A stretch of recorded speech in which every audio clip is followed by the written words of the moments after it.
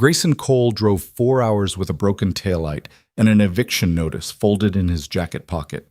He wasn't coming to beg. He wasn't coming to negotiate. He was coming to take back what they owed him, or burn every bridge getting there. What he didn't expect was her. A woman standing at the center of a crumbling empire, holding it together with two bare hands, while the man who was supposed to love her quietly set it on fire. This is the story of what happens when two strangers trust each other, and everything still goes wrong anyway. Drop your city in the comments. Let me see how far this story travels. Hit like, and let's begin. The truck needed new wiper blades. Grayson had known this for 2 weeks. He told himself he would get to it, the same way he told himself he'd get to the loose floor tile in the kitchen, the wobbly rail on Lily's bunk bed, the crack in the bathroom mirror that had been spreading since March. There was always something that needed doing. There was always something that got pushed to next week. He drove through the rain anyway, squinting through smeared arcs of water at I-77 South, the heater blowing lukewarm air at his knees while the rest of the cab stayed cold. The radio had been stuck on a country station for 3 days because he kept forgetting to fix the preset buttons. Some woman was singing about a barn fire. Grayson turned it off. The clock on the dash read 6:14 a.m. He'd left the house before Lily woke up, which meant he'd left before he could second-guess this. His sister Sandra had come over the night before to watch her for the day, and Lily had gone to sleep wearing the little plastic hard hat she'd gotten from a hardware store birthday party 2 months ago, because she was 5 and she did things like that. He'd stood in the doorway of her room for longer than he needed to. Then he'd gone to make coffee and written Sandra a note that said, "Emergency stuff. Back by dinner. Peanut butter sandwich for lunch. She won't touch the crusts. Don't let her con you into screen time before noon." He'd been planning this drive for 11 days. Meridian Agritech Solutions sat on 40 acres outside of Chester County, South Carolina, a company that processed, packaged, and distributed specialty grain to commercial distributors across the Southeast. They had a campus of 6 industrial buildings, a fleet of trucks with their green and gold logo on the side, a PR page that talked about sustainable agricultural futures, and as of 47 days ago, they owed Grayson Cole $11,422. Not $11,000, not $12,000, $11,422. He knew the number the way you know a toothache, by feel, in the dark, without having to think about it. The invoice had been for a complete rebuild on a mid-grade grain processing unit, a Harrington XT7 that Meridian's own maintenance crew had run into the ground through bad calibration and worse oversight.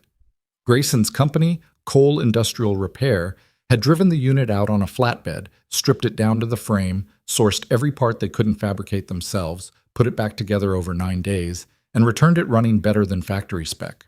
He had the documentation. He had the photos. He had the signed delivery receipt with the supervisor's signature and the date. What he didn't have was the money. The first call came back with a promise.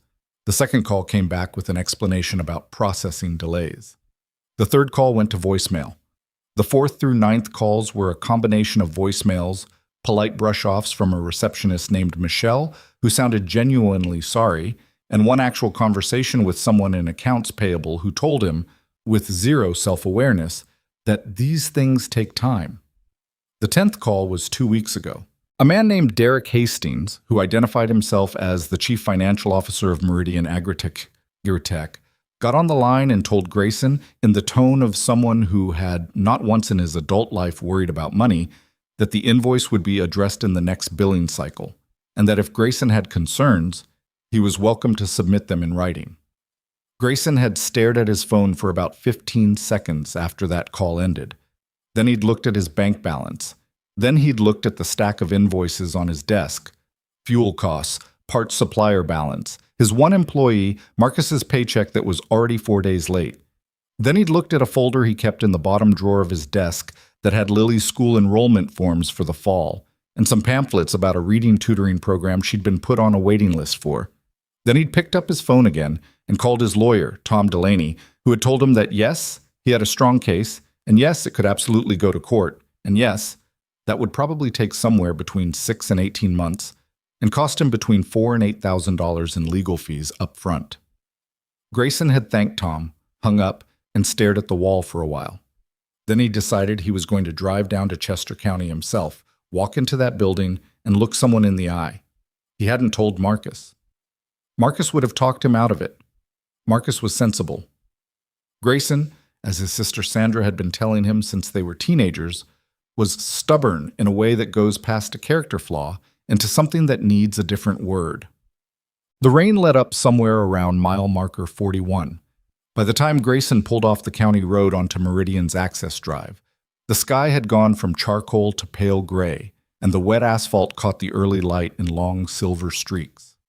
The facility was bigger than he'd remembered from his one previous visit, when he'd come to assess the damaged unit 8 weeks ago. The main building had a glass-fronted entrance that looked more like a hotel lobby than a grain processing company. There was a parking structure. There was a security booth. There was a brand new digital sign near the entrance that cycled through a rotation of corporate messaging. Meridian Agritech, feeding the future. Meridian Agritech, sustainable harvest. Meridian Agritech, committed to excellence. Grayson parked in the visitor lot, turned off the engine, and sat for a moment with his hands on the wheel.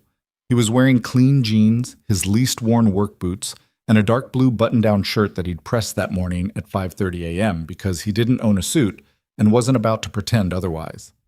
His jacket was a heavy canvas field jacket that Sandra called his negotiation coat. Not because it looked good, but because wearing it made him feel like himself, which she said was the same thing. He grabbed his folder, copies of everything organized by date, and got out of the truck. The security guard at the front desk was a large man named Earl, according to his badge, who looked at Grayson the way people look at things they don't immediately know how to categorize. "I don't have an appointment," Grayson said before Earl could ask, "but I need to speak with Derek Hastings or whoever handles accounts payable. I'm a vendor. I have an outstanding invoice for $11,000, and I've been trying to get paid for 47 days. Earl's expression shifted, not to hostility, exactly, more to the tired neutrality of someone who'd heard versions of this before. "Sir, without an appointment, I drove 4 hours," Grayson said, not aggressively, just factually. "I have documentation. I have a signed delivery receipt. I have an original contract with Meridian's letterhead and signature. I'm not here to cause a scene. I just need to talk to someone who can actually authorize a payment." Earl looked at him for a moment. Then he picked up the phone.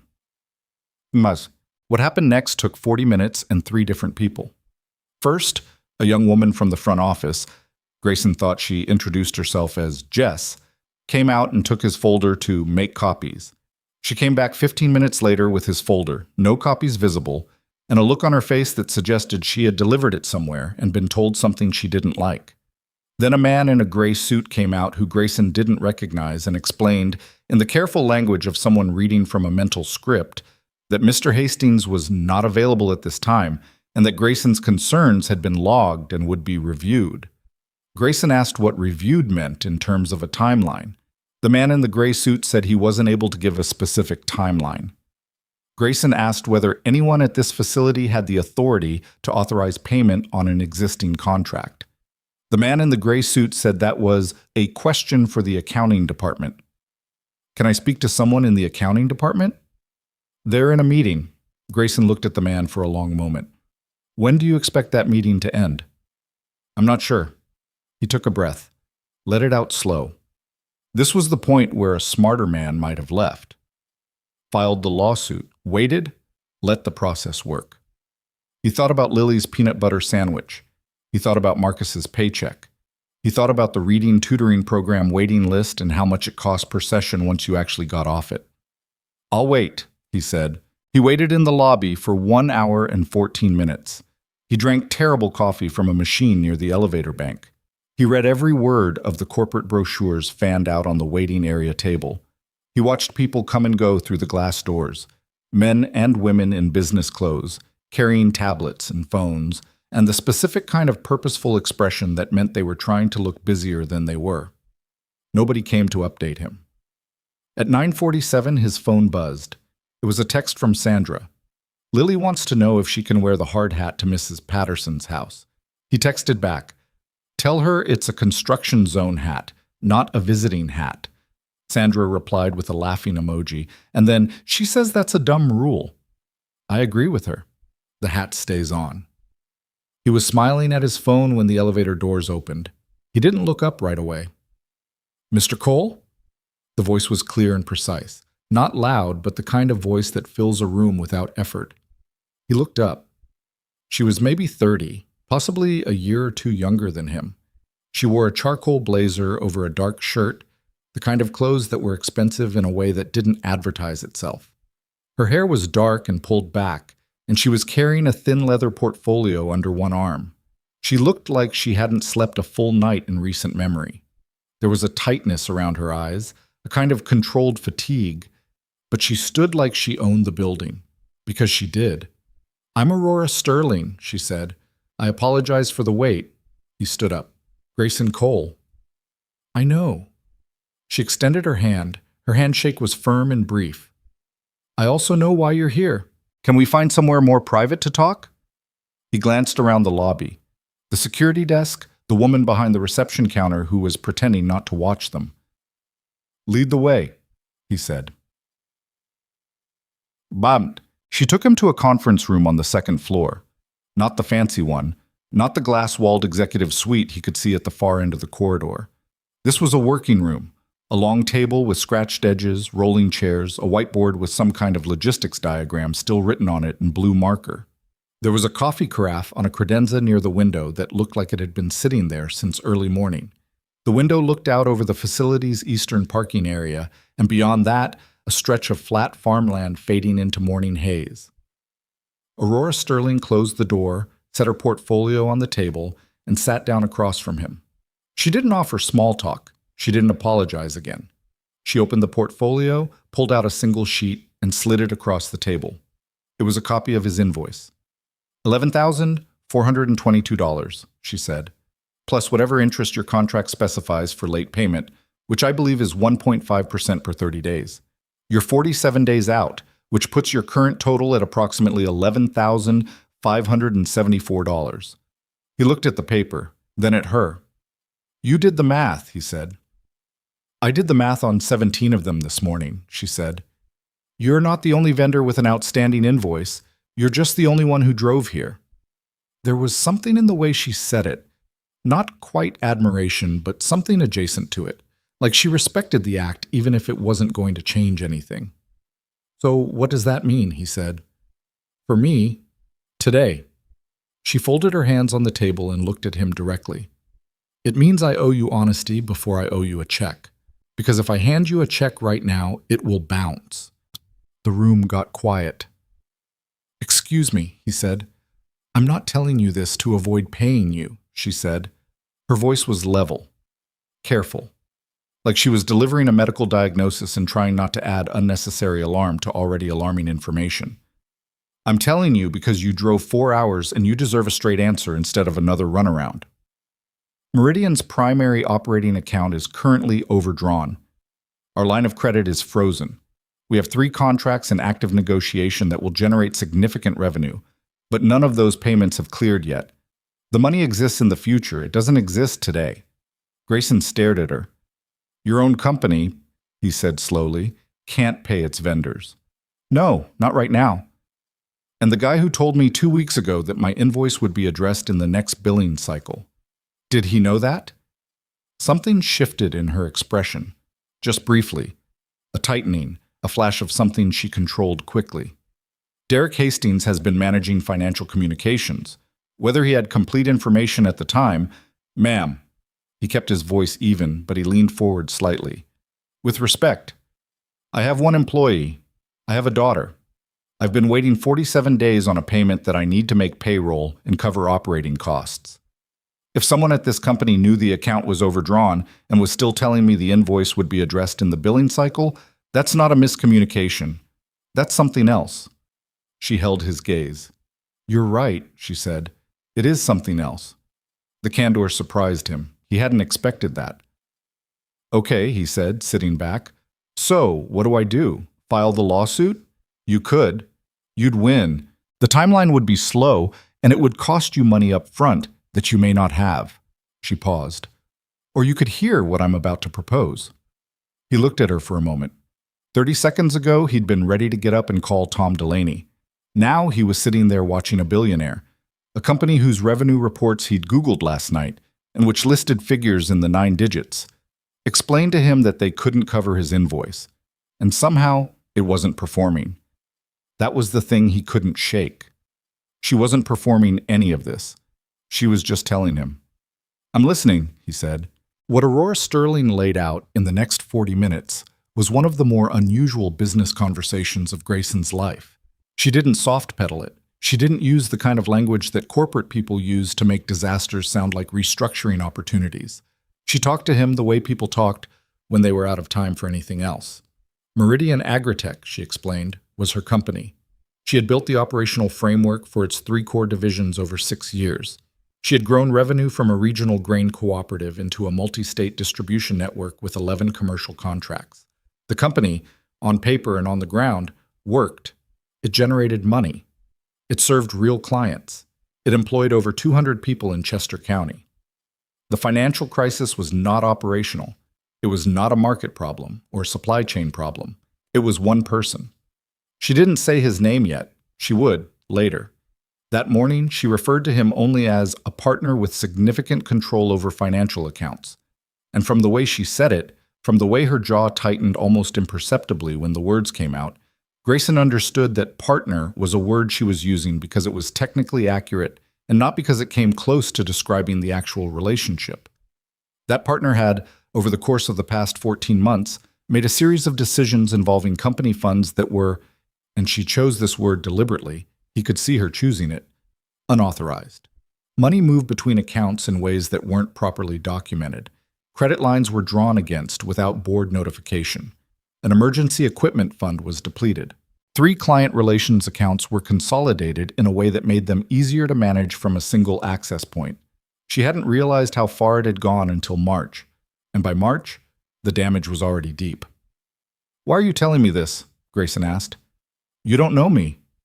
"Because I need you to understand the difference between Meridian not being able to pay you and Meridian being unwilling to pay you," she said. "One of those things is a crisis that has a solution. The other would be a moral failure on my part. I won't have you leave here thinking it's the second one." He thought about that. "What's the proposal?" he said. She opened her portfolio again and slid 3 pages across the table. He looked at them. A densely formatted document, clearly prepared in advance. Not this morning. She'd prepared this before he arrived. She'd known he was coming. "How did you know I'd be here today?" he asked. "Earl at the front desk called ahead when you arrived," she said, "but I've been expecting you for about a week. You have a reputation in the industrial services community in this region. People said when you decided to collect a debt in person, you collected it." He wasn't sure whether to be flattered or unsettled by that. He read the document. It was a recovery plan. 30 days. Specifically, it outlined how revenue from 3 existing contracts, which were near closure, would flow through a restructured financial account that Hastings did not have access to. The first of those contracts, a major distribution deal with a food processing company called Barrett Foods, was due to close within the next 2 to 3 weeks. The anticipated payment was substantial, enough to cover all outstanding vendor invoices, including Grayson's, and still leave operating capital for the next quarter.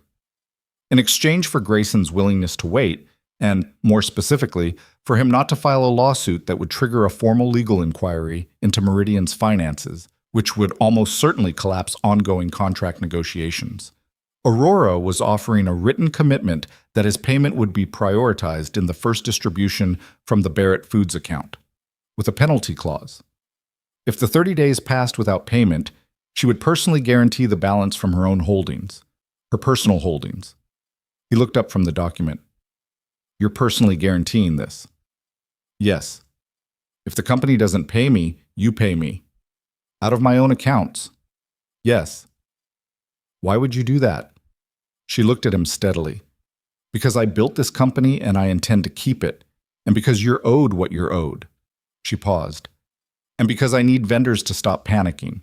Every day someone files a lawsuit or threatens a lien, it creates noise in the market that makes it harder to close the contracts that would fix this. I need 30 days of stability to actually solve the problem instead of manage the fallout." It was, He had to admit, a coherent argument. Frustrating, but coherent. He set the document down, looked out the window at the gray sky over the farmland. My employee's paycheck is 4 days late, he said. His name's Marcus. He has a family. He trusted me. I understand. I have a 5-year-old daughter. He said it not for sympathy, but because he needed her to understand the actual stakes. Not abstractly, concretely. I need this money. I know. If this doesn't come through in 30 days, it will. If it doesn't, then I pay you myself, she said, in full, with penalty. That commitment is in writing on page 3. I'll have it notarized before you leave the building. He looked at her for a long time. She didn't look away. She didn't fidget or qualify. She just looked back at him the way someone looked when they'd said exactly what they meant and had nothing to add. You've done this before, he said. Made hard calls, looked people in the eye when the news was bad. Something changed in her face, not softness exactly, more like recognition.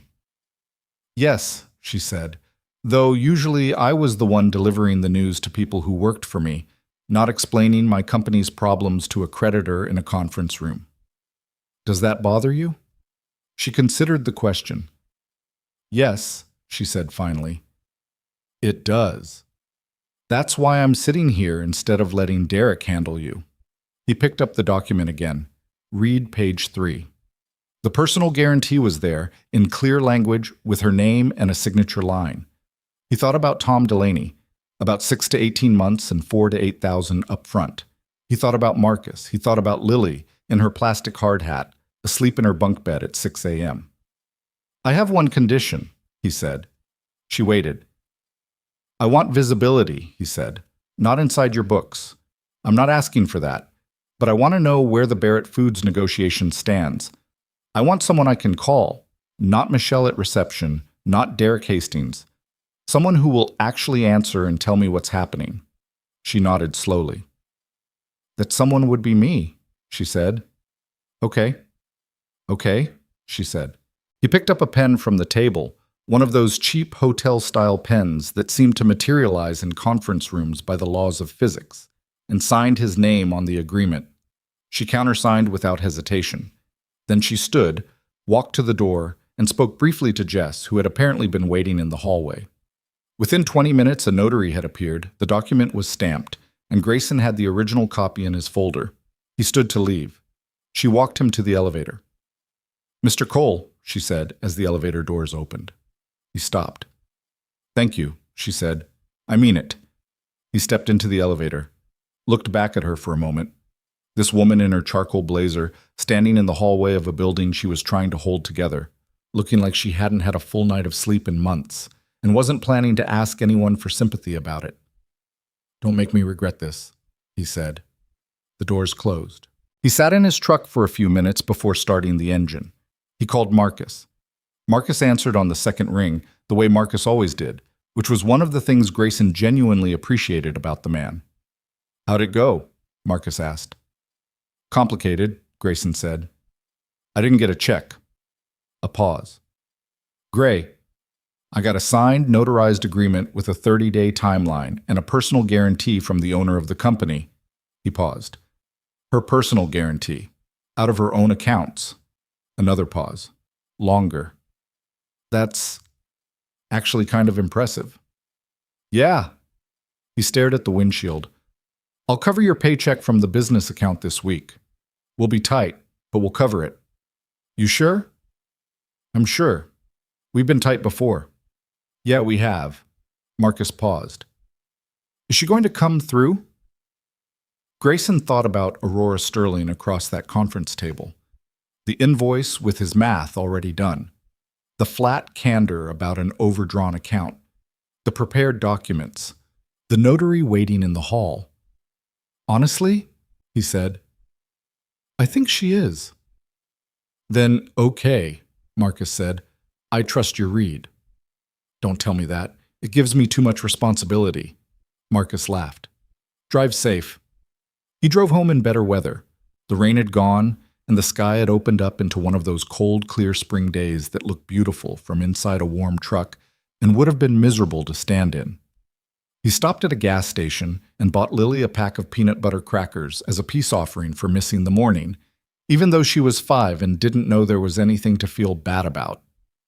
He thought, on the long straight stretch of I-77 North, about what it would take for Aurora Sterling's plan to actually work. He knew enough about business to understand the mechanics.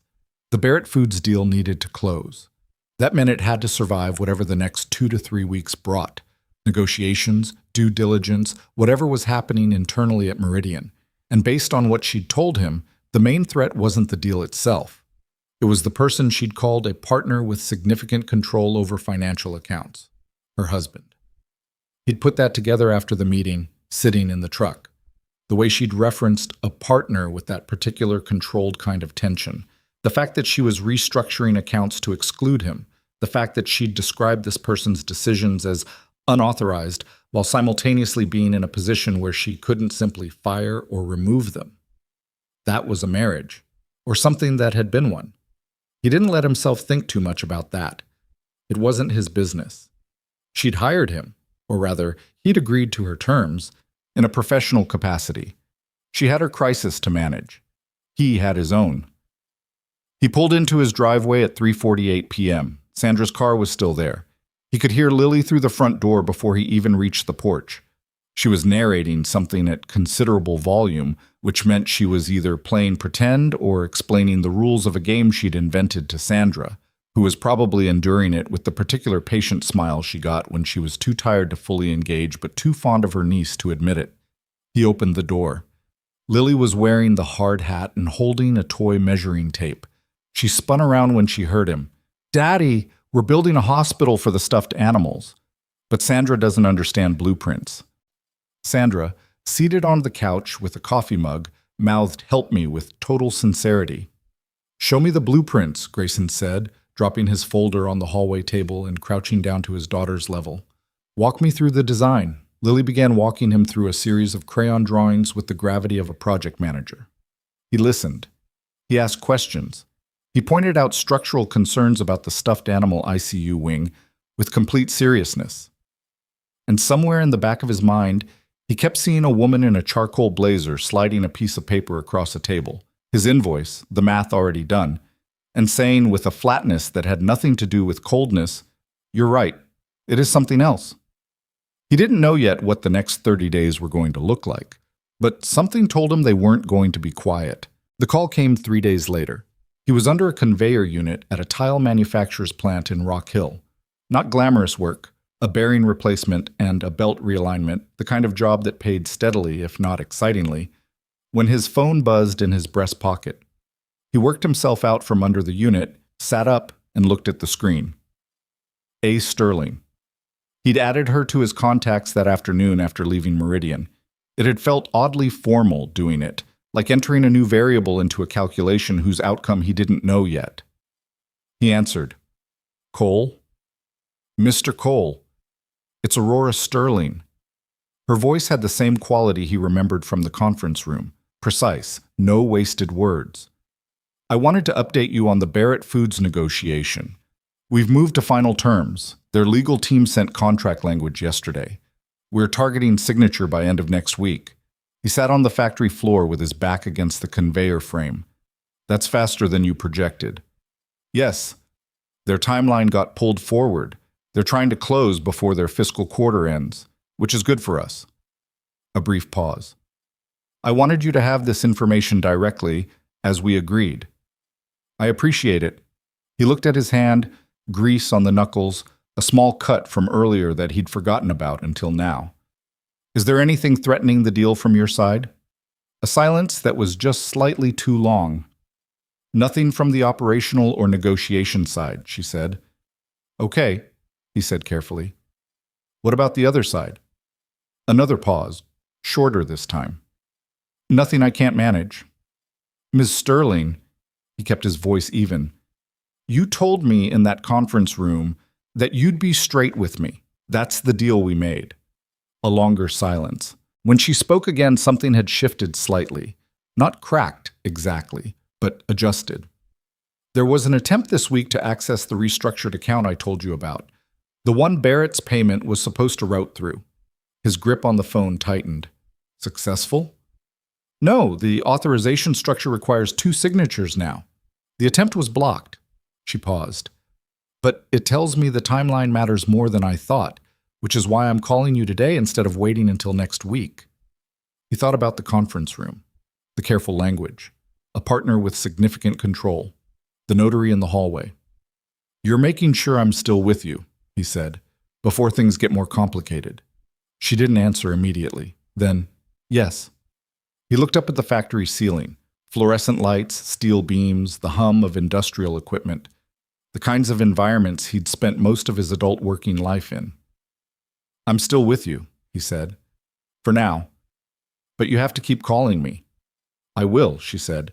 And if something actually goes wrong, you'll know before anyone else outside this company does. He thought that was probably the best offer he was going to get. Okay, he said. Thank you, Mr. Cole. Grayson, he said. He didn't really know why. You can call me Grayson. Mr. Cole is my father, and he would have been more suspicious of you than I am. A quiet sound on the other end. Not quite a laugh, but something. Grayson, she said. Then I'm Aurora. I know who you are, he said. He hung up and sat there for a moment with the phone in his hand. Marcus appeared from around the far side of the conveyor unit, wiping his own hands on a rag, and raised his eyebrows. Meridian? Marcus said. Yeah. Good news or bad? Good news, Grayson said. Probably. He stood up, pocketed the phone, and picked up his wrench. Maybe. Come on, we've got a belt to realign. Marcus looked at him for a moment with the resigned expression of a man who knew that probably maybe was as specific as Grayson Cole was going to get when he'd made a judgment call he wasn't entirely sure about yet. Sure, Marcus said. Let's do the belt. He didn't hear from Aurora again for 6 days. He wasn't worried exactly, but he noticed the absence in the way you notice the absence of a sound you'd gotten used to. He kept his phone charged and the ringer on, which he didn't always do. He checked the Meridian Agritech website twice without finding any news that seemed relevant. He thought about calling, decided against it.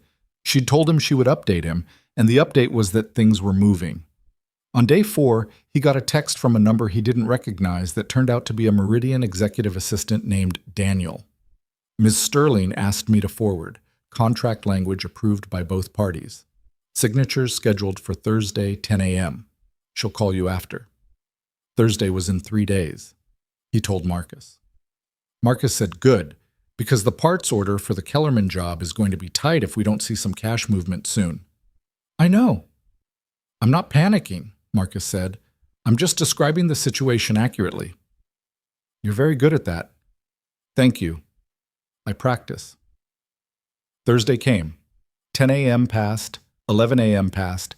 He was doing paperwork in the small office off the back of his shop, a converted garage that served as Cole Industrial Repair's headquarters, with a beat-up steel desk, a filing cabinet, a whiteboard, and a motivational poster that had come with the space when he rented it 8 years ago, and which he'd never taken down out of a combination of laziness and a private, ironic attachment to it, when his phone rang at 11:47 a.m.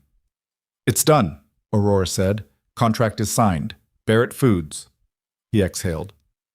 Okay. Payment is scheduled to transfer into the new account within 15 business days. 15 business days, he said. I know that's 3 weeks, Aurora. I know.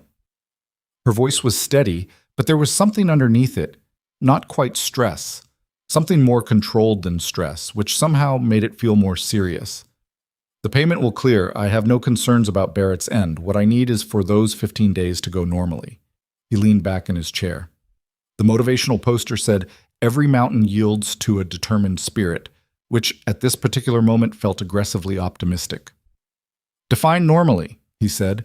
No legal filings that would freeze our accounts. No public reporting that would spook Barrett or our other clients. No interference with the routing of the payment. A pause. I need the next 15 business days to simply be 15 business days.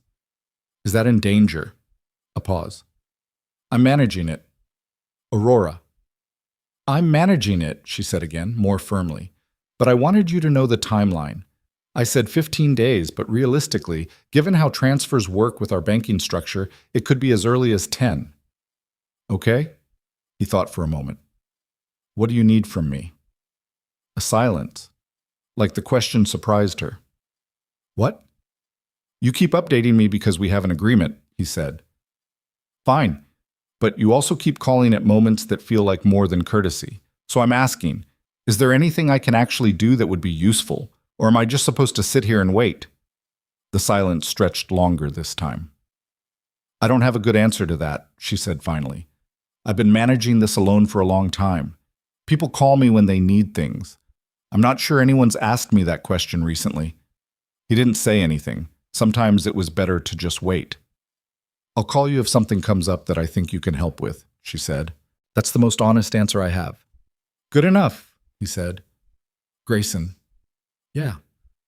Thank you for... She stopped. Started again.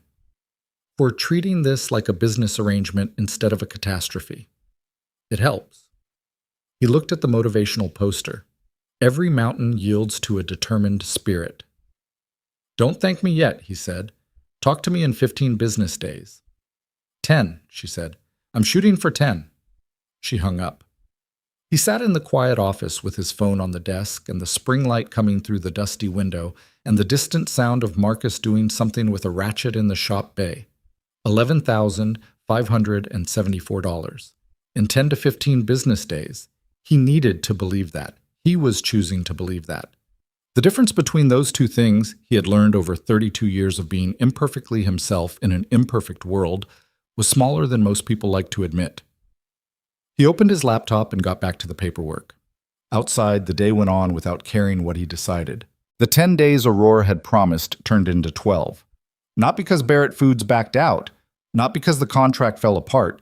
The transfer simply moved at the speed that wire transfers moved when they passed through 3 different banking institutions, each with its own processing schedule and verification requirements. Grayson knew this. He'd done enough invoicing in his professional life to understand that 15 business days was an optimistic estimate built on the assumption that nothing at any institution moved slower than its stated rate. He still watched his phone like it owed him something. Marcus didn't say much about it. That was one of the things Grayson valued most about Marcus Reeves. The man had an instinct for when not to talk. They'd worked together for 6 years since Marcus had responded to a help-wanted ad that Grayson had posted on a community board at the county hardware store. And in those 6 years, they'd developed the particular shorthand of 2 people who spent most of their working hours 3 feet apart in loud environments. Marcus knew when to ask and when to keep moving. They kept moving. A pump overhaul at a plastics facility in York. A conveyor realignment at the same tile plant in Rock Hill.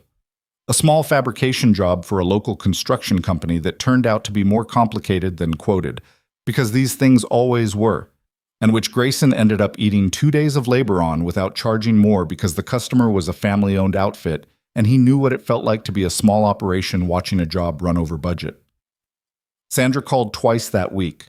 Once to report that Lily had announced at dinner that she wanted to be a building fixer when she grew up, which Sandra presented as evidence of Grayson's influence.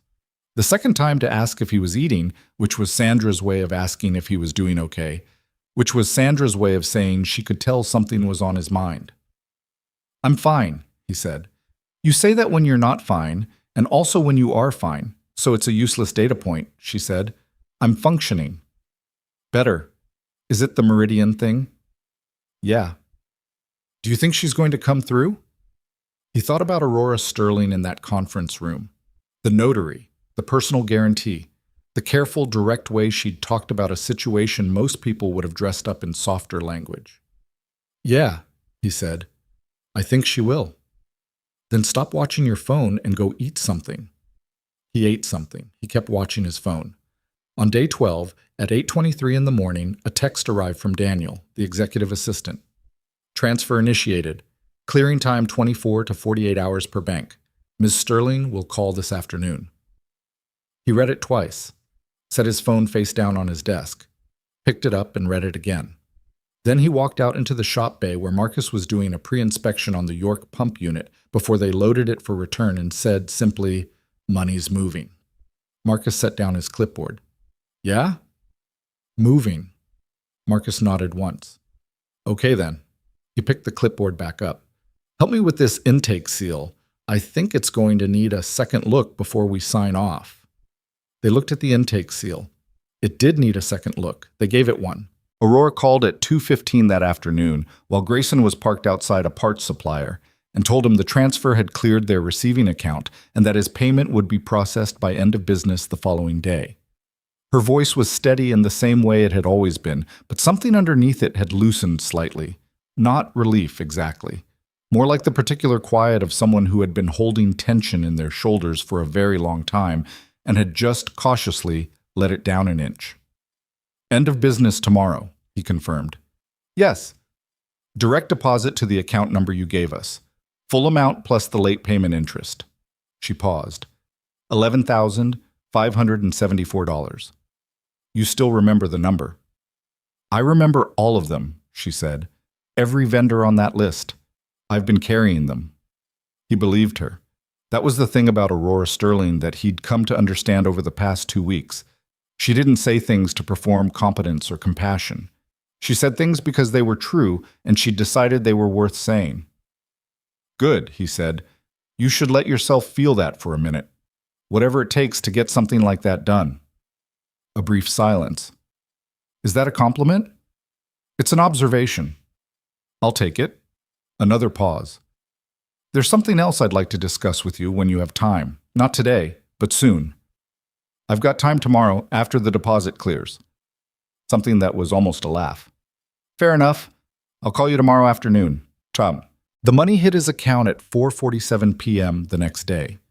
He was at his desk when the notification came through.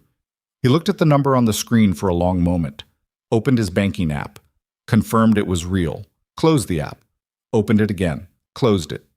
He texted Marcus a single word. Cleared. Marcus replied with a thumbs up and then, buy Lily something good. He paid Marcus first, full amount plus a small bonus that he probably shouldn't have been generous enough to add, but which felt necessary in a way he couldn't entirely articulate. Then he cleared the parts supplier balance and made a dent in the fuel account. Then he sat in the quiet of his office for a few minutes and looked at the motivational poster. The mountain. The determined spirit. He'd made it past one mountain. That was all. There was always another one. Aurora called the next afternoon as promised. It was a Friday, and he was at his desk handling invoices. The ordinary work that went on regardless of crises. When the phone rang at 3:20. I want to offer you something, she said without much preamble. That was becoming familiar. The directness that didn't bother with runway. Something beyond what we already settled. I'm listening. Meridian's Eastern Division is struggling, she said. Operationally, not financially, at least not primarily. It's a management and equipment issue. We have a grain conditioning facility that processes roughly 30% of our total output, and it's been running at 62% capacity for the past 5 weeks because of a series of maintenance failures that our internal team has been unable to fully resolve. She paused. I've looked at your work history. The Harrington X T7 rebuild, references from 3 other commercial clients, your turnaround time, your documentation. You vetted me, he said. I vetted you the morning you walked in, she said. I wanted to know who I was talking to. That was also, he was beginning to understand, characteristic. Aurora Sterling did not wing things. Okay, he said. What are you proposing? A consulting and service contract, month to month, cancelable by either party with 30 days' notice. Your company handles maintenance assessment and repair work for the Eastern Division. Priority access to our facilities, advanced scheduling, and a fixed monthly retainer plus job costs. She named a figure. He was quiet for a moment. The figure was substantial, not life-changing. His wasn't that kind of story, and he knew it. But it was the kind of steady income that would let him expand. Hire a second mechanic. Buy the new diagnostic equipment he'd been quoting against competitors who had it, and he didn't. Maybe stop sweating payroll at the end of every lean month. Why me? He said. You have Meridian's budget. You could hire any industrial service company in the Southeast. I could, she said. Most of them have more staff than you. Some of them have better equipment. A few of them have regional offices 2 hours closer to my eastern facility. A beat. None of them drove 4 hours on their own dime to look me in the eye about an $11,000 invoice. That's not exactly a technical qualification. No, she said. It's a character qualification. I've been short on those lately in my professional relationships. He thought about that. I'd want to see the facility first, assess what we're actually dealing with. Obviously. And I want the contract to be clear about scope. I'm a two-person operation. I'm not taking on work I can't deliver. The contract will reflect that. She paused. Can you come Tuesday? He checked his calendar. The York job was Monday delivery. Tuesday was clear. Yeah, he said. I can come Tuesday. Good. I'll have Daniel send you the details. She was about to hang up. He could feel it in the cadence when he said, Aurora. Yes. Is this just business, he said, or is this also you building a wall around your Eastern Division that someone else can't get to easily? A silence. Then, carefully, it can be both things. Okay, he said, as long as I know what I'm walking into. You always will, she said. That's the other reason I'm calling you. Chad. He drove down on Tuesday with Marcus because he never assessed a facility for the first time without a second set of eyes, and because Marcus had a quieter and more methodical way of identifying problems than Grayson did. Grayson's instinct was fast. He could walk a floor and feel where things were wrong the way some people felt weather changes in an old joint. Marcus moved slowly, systematically, and caught things that fast instincts skipped over. Together, they were better than either of them alone. The Eastern Division facility was 40 minutes northeast of Meridian's main campus. A different building, different management structure, and visibly different culture. Where the main campus had the polished front-of-house quality of a company that had spent money on its image, the Eastern facility felt like a place where people actually worked. The floors had scuff marks. There were handwritten notes taped to equipment panels. The smell was grain dust and machine oil and industrial cleaner in roughly equal measure. Grayson liked it immediately. The facility manager was a heavy-set man named Roy Burkett, who had salt and pepper stubble and the particular watchful expression of someone who'd learned to be skeptical of people sent from corporate. He shook Grayson's hand and Marcus's hand and didn't offer coffee, which Grayson interpreted as a test of some kind. Ms. Sterling said you'd be coming, Roy said. She didn't give me a lot of detail. We're here to assess the conditioning equipment, Grayson said. Not to restructure anything, not to report on your operation, just the machines. Roy looked at him steadily. She didn't tell me that. I'm telling you that. You want to call her and confirm? Go ahead. I'll wait. Roy studied him for another second. Then something shifted in his face, a slight relaxation, barely visible. Come on, he said. I'll walk you through it. What they found was not catastrophic. It also wasn't simple. The facility had 6 conditioning units in the primary processing bay, large, complex machines that managed grain moisture levels, temperature, and airflow in coordinated cycles. 3 of them were running acceptably. One was running at reduced capacity due to what Roy's team had diagnosed as a sensor issue, but which Marcus, after about 20 minutes, identified as a more fundamental calibration problem in the airflow control module. The 5th unit had been partially disassembled by Roy's maintenance crew in an attempt to resolve a recurring jam and was currently out of service. The 6th had an issue that nobody had been able to definitively pin down. It ran, but it ran badly, cycling inconsistently in a way that was degrading output quality. Grayson stood in front of the 6th unit for a long time. Roy stood next to him. Neither of them spoke. When did this start? Grayson asked. 6 weeks ago, give or take. Gradually or sudden onset? Gradual. Started small. We thought it was seasonal. Has anyone pulled the control board? Roy made a sound that was somewhere between a laugh and a sigh. My guy tried, couldn't get the diagnostic software to communicate with it properly. What software are you running? Roy told him. Grayson nodded slowly. It was an older diagnostic system. Not ancient, but 2 versions behind the current release, and this particular unit model had a known communication issue with that version that the manufacturer had patched a year ago. I think I know what it is, Grayson said. You've been looking at it for 10 minutes. I've seen this before on a similar unit. Different client. The symptom is the same. He paused. I could be wrong. I'd want to run diagnostics before I commit to anything. Roy looked at him. Most of the guys they send in from outside say they know exactly what it is inside of 3 minutes and are wrong inside of 3 days.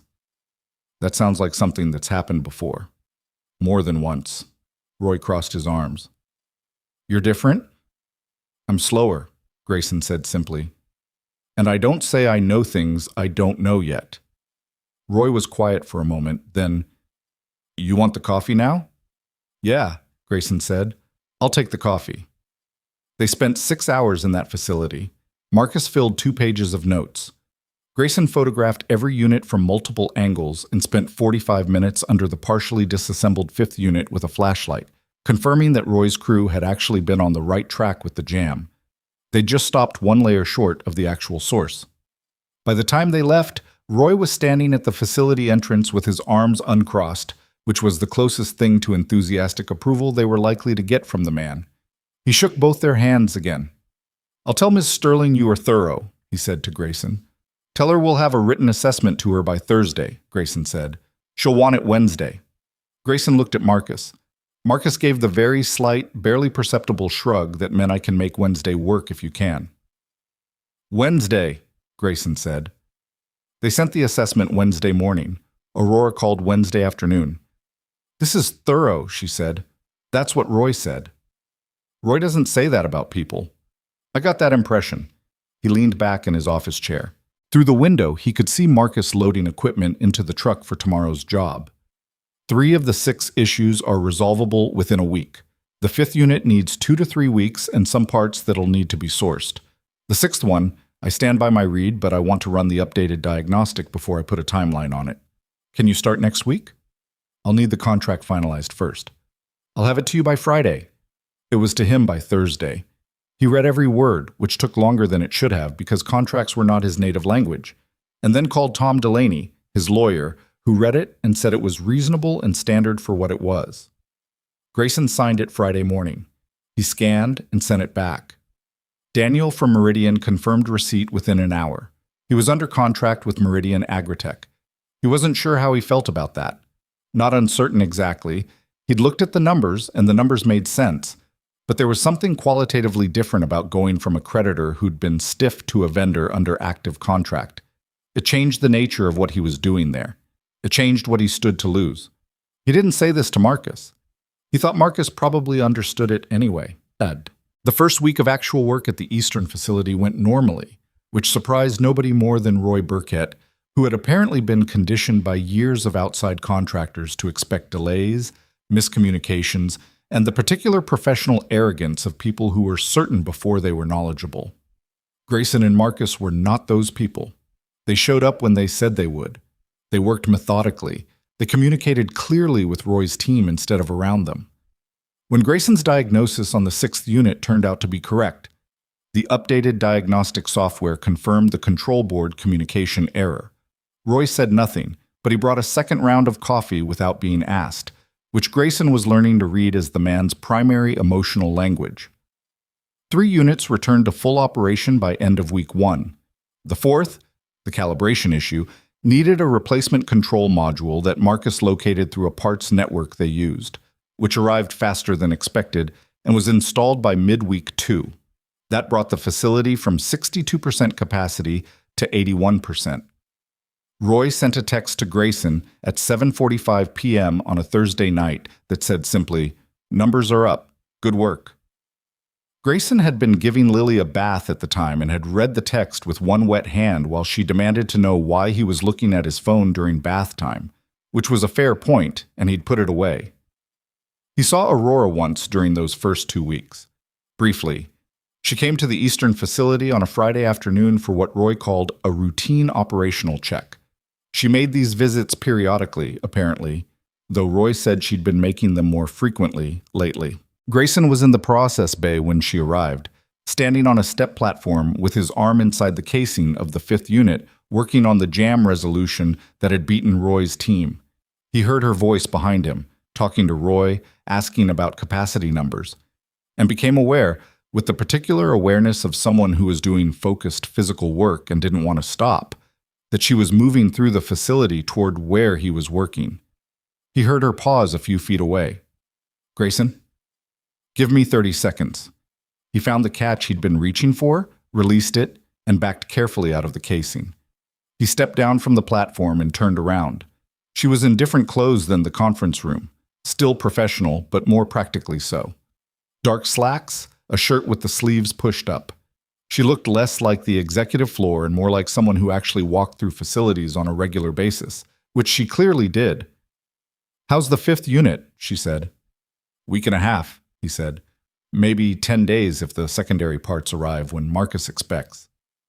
"Roy says you're further along than anyone has been in months." "Roy's team did the hard part. They got most of the jam exposed. We just finished it."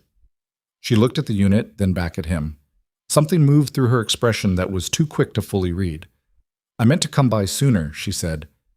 "Things at the main campus have been—" She stopped, chose a different word. "Complex." "How complex?" She glanced at Roy, who had drifted tactfully toward the far side of the facility. "More so than when we last spoke," she said quietly. "Nothing that affects you directly. Yet. Aurora." "I have it handled." She met his eyes. "I'm not telling you things are fine when they're not. They're not fine, but they're managed." He looked at her for a moment. She had the look of someone who had been handling something difficult alone for long enough that it had started to become invisible to them. The tiredness that went past the face and got into the way a person held themselves. He decided not to push. "Okay," he said. "Call me if managed becomes something else." "I will." She glanced around the facility. The running units, the numbers on the display panels, the cleaner floor that Roy's team had swept that morning in what Grayson suspected was an unconscious expression of improved morale. "This matters," she said. "What you're doing here. I want you to know that." "It's the job," he said. "Yes, but—" She stopped, seemed to decide against whatever she'd been about to say. "Yes," she said instead. "It's the job." She moved on through the facility, stopping to talk to 2 of Roy's team members, asking questions that were specific enough to be real questions and not performance. Roy appeared beside Grayson after she passed. "She always like that?" Grayson asked. "Like what?" "Knows what to ask." Roy watched her across the facility floor. "She's been coming out here since before the main campus knew this division existed," he said. "When nobody at corporate cared about this building, she came to see it, asked questions, remembered the answers." He paused. "There's somebody at that company who doesn't care about any of this the way she does. Whole place knows it. Nobody says it out loud." Grayson said nothing. He turned back to the 5th unit. "She's holding it all up herself," Roy said. "Matter of fact. Not dramatic.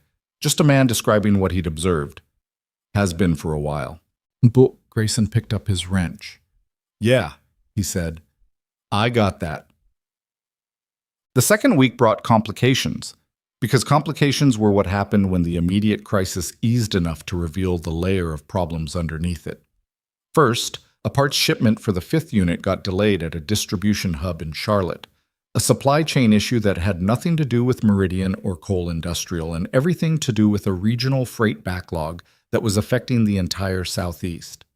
Marcus spent 2 hours on the phone redirecting the order through a different supplier, which added 3 days and some costs that Grayson absorbed rather than invoice, because the delay wasn't Aurora's fault or his fault, and passing it downstream felt wrong. Second, there was an incident at the main campus that Aurora told him about in a phone call at 9 p.m. on a Tuesday. He was on his couch, the house quiet after Lily was in bed, a documentary he wasn't watching playing in the background. "I need to tell you something," she said. "Not because it directly affects you at the Eastern facility, but because I said I'd be straight with you, and this is the kind of thing that should come from me first." "Go ahead."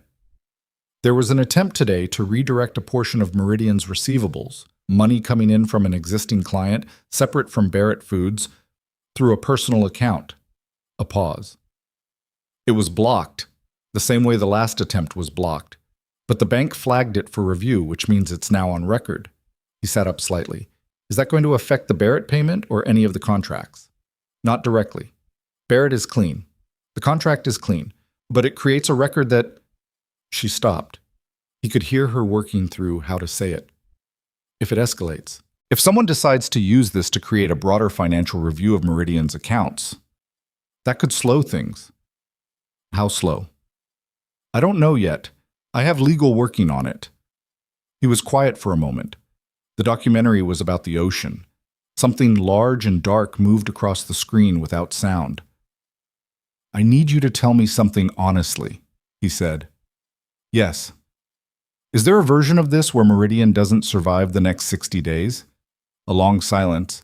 He counted to about 8 before she answered. There's a version where Meridian survives but looks very different at the end of it, she said. There's a version where the Eastern Division gets separated from the main corporate structure and continues independently. There's a version where restructuring becomes necessary. She paused. There is not a realistic version where your current contract becomes invalid. The Eastern Division's revenue is clean and operationally separate. That wasn't exactly what I asked. I know. Her voice was careful, even. You asked if there was a version where Meridian doesn't survive. The honest answer is that there is. It would require several things to go wrong simultaneously. It's not the outcome I'm working toward, and it's not the outcome I believe is going to happen. She stopped. But I promised you honesty. So yes, that version exists. He leaned back on the couch. The ocean on the screen, something enormous and patient moving through dark water. Okay, he said. Okay, she said, like she wasn't sure what it meant. I'm not walking, he said. I just needed to know the actual landscape. Another pause. When she spoke, her voice had changed by a degree or two. Something in it that wasn't quite relief, but was in the neighborhood. You're very hard to rattle, she said. I'm rattled, he said. I'm just quiet about it. A short silence. Then something he hadn't heard from her before. A real, unguarded, slightly surprised laugh. Brief, gone almost as fast as it appeared, but real. Get some sleep, he said. You too, she said. How's your daughter? The question surprised him. He hadn't told her much about Lily, only what he'd said in the conference room, which was essentially nothing beyond the fact of her existence and age. She's good, he said. She decided this week that bunk beds are for babies, and she wants to sleep on the floor. Is she sleeping on the floor? On a sleeping bag. She thinks it's camping. That seems like a good solution. She's 5. Good solutions and terrible solutions look the same to her. He paused. She's good. She's the reason I drove 4 hours. I know, Aurora said quietly. After they hung up, he sat there for another few minutes with the ocean playing silently on the screen. Then he turned it off and went to bed, and he lay there for a while thinking about a company trying to survive and a woman holding it together by herself and the particular kind of trust that got built not by things going well, but by things going badly, and both sides telling each other the truth anyway. He didn't know what to do with that. Not exactly. But he thought he should probably figure it out. Okay. By the end of week 3, the Eastern facility was running at 93% capacity. Roy sent him a text that said, "Never seen these numbers before." Then, a few minutes later, "Don't tell anyone I said that." Then, "Seriously, good work." Marcus, who had heard all of this read aloud, said, "Is that Roy's version of a standing ovation?" "I think so." "Then I'll take it." The 5th unit came fully back online on a Thursday. Grayson was there for it. He'd scheduled his other jobs around it, which he wouldn't have done for a client he trusted less, and which he wasn't entirely sure was a business calculation, as opposed to something else he wasn't fully naming yet.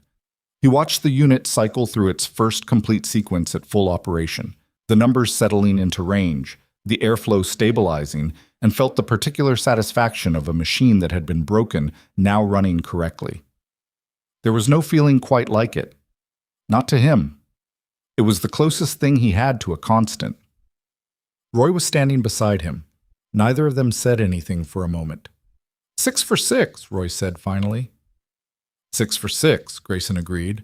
Roy looked at him with the measured respect of a man who did not give respect easily. When you coming back? Monthly maintenance schedule starts next week, Grayson said. Marcus will handle most of it. I'll come quarterly for full assessments unless something comes up. Roy nodded. Good. He stuck out his hand. Grayson shook it. He drove home that Thursday evening feeling the tiredness of 3 weeks of intense focused work, and underneath it, something steadier. Something that wasn't exactly satisfaction and wasn't exactly relief, and was maybe just the simple, hard-earned sense of having done what he said he would do. His phone rang as he pulled off the highway. He answered through the truck's speakers. All 6, Aurora said. Roy told me. Roy talks to you faster than he talks to most people. Roy has known me for 4 years. He talks to me when things happen worth reporting. A pause.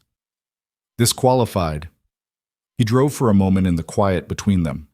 Outside, the late afternoon light was low and amber over the flat fields on either side of the road. You held up your end, he said. So did you. What's next? He said. She didn't answer right away. He could hear her thinking, the particular quality of silence that meant she was choosing words carefully rather than just finding them. I need to deal with what's in front of me at the main campus, she said. It's building toward something. I can feel it. When it does, he said, call me. Why? She said. Not suspiciously, genuinely asking, like the question itself was slightly unusual to her. Because that's what you do when you have someone you can call, he said. The silence stretched a beat longer than it needed to. All right, she said. Good night, Grayson. Good night, Aurora. He drove the rest of the way home with the window cracked and the cool evening air moving through the cab, and he thought about 6 grain conditioning units running exactly as they should, and a woman in the distance managing something he couldn't fully see yet, and the space that existed between where things were now and where they were going. The mountain was still there. It was always still there. He was still going. The call that changed everything came on a Wednesday morning, 6 days after the Eastern facility hit full capacity. Grayson was at his desk going over supply quotes when his phone rang at 7:52 a.m. He expected Daniel, or maybe Roy, with a follow-up question about the monthly maintenance schedule. He picked up without looking at the screen. Aurora's voice came through tight and controlled in a way that was different from anything he'd heard before. Not panicked. Aurora Sterling, he had come to understand, did not panic in the conventional sense, but there was a quality to her voice that morning, a compression, like someone speaking carefully because the alternative was not speaking carefully, that put him on alert before she'd finished her first sentence. I need to tell you something before you hear it from anyone else, she said. He set down his pen. Talk. The Barrett Foods payment, the one that cleared 3 weeks ago and funded your invoice along with the other vendors. She paused. Someone attempted overnight to redirect a portion of Meridian's secondary receivables, a different account, not Barrett, but the same banking institution, into an external personal account. The bank's fraud detection flagged it at approximately 2 a.m. The transfer was blocked, but the flag triggered an automatic review of all Meridian accounts at that institution. He waited. As part of that review, she continued, the bank has placed a temporary hold on our primary operating account pending verification of recent transaction activity. That hold is expected to last between 3 and 7 business days. He said nothing for a moment. Is this going to affect the Eastern Division's maintenance contract payments? No. The Eastern Division operates through a separate regional banking relationship. Your retainer and job invoices come out of that account. It's not affected. She paused. But it affects everything else. How much is everything else? She told him. The numbers were significant. Not civilization ending, but the kind of significant that could cascade if the hold extended toward the longer end of the estimate, if vendors started getting nervous, if word reached the wrong people in the financial press. Who knows, he said. Right now, my CFO, the interim one I brought in 6 weeks ago, not Hastings, my legal team, the bank's fraud division, and you. A pause. Hastings knows that the flag happened. He was the one who attempted the redirect. The room got very still. Grayson had known, in the abstract, since that first conference room conversation, that the man Aurora had carefully called a partner with significant control over financial accounts was doing things that were wrong. He'd understood the shape of it. But there was a difference between understanding the shape of something and hearing, at 7:52 on a Wednesday morning, that a specific person had tried to steal from his own company in the middle of the night and tripped a fraud detection system doing it. "Derek Hastings," he said. "Yes." "Your CFO." "Former CFO. I terminated his employment at 6 this morning." Her voice was absolutely flat. He had already been removed from account access 2 weeks ago. What he attempted last night was through a third-party banking access he'd set up months ago that nobody on my team knew about. The bank found it during the review. "Aurora," he kept his voice level. "Is he your husband?" The silence that followed was maybe 5 seconds. It felt longer. "Separated," she said, "for 8 months.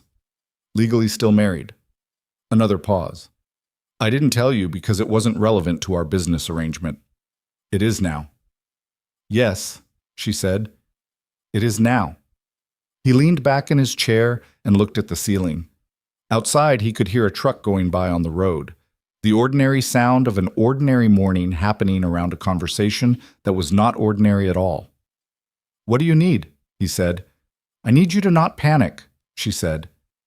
"And I need you to know that I have a plan. I've been building toward this moment for 2 months because I knew something like this was coming. I just didn't know exactly when." "Tell me the plan." "Not over the phone," she said. "Can you come to the main campus today?" He looked at his desk, the supply quotes, the invoice stack, the Kellerman job that Marcus was handling solo today and didn't strictly need him for. "I can be there by noon," he said. "Come to the side entrance, not the lobby. Daniel will meet you." She hung up. He sat there for a moment, then he texted Marcus. "Meridian. Be back tonight. Call if Kellerman gets complicated." Marcus replied, "Got it. You okay?" He texted back, "Yeah," which was partially true. He was functional. That was the most honest version of okay available at that moment. He picked up his folder, the one with the contract copies and the original notarized agreement, which he'd kept in his desk drawer since March, and put it in his bag. He didn't know if he'd need it, but he'd learned from the first day of this that being prepared was the only kind of control he actually had. Daniel met him at the side entrance at 11:47. He was younger than Grayson had imagined from the texts, maybe 26, with the slightly harried efficiency of someone managing 10 things at once and doing it competently but not easily.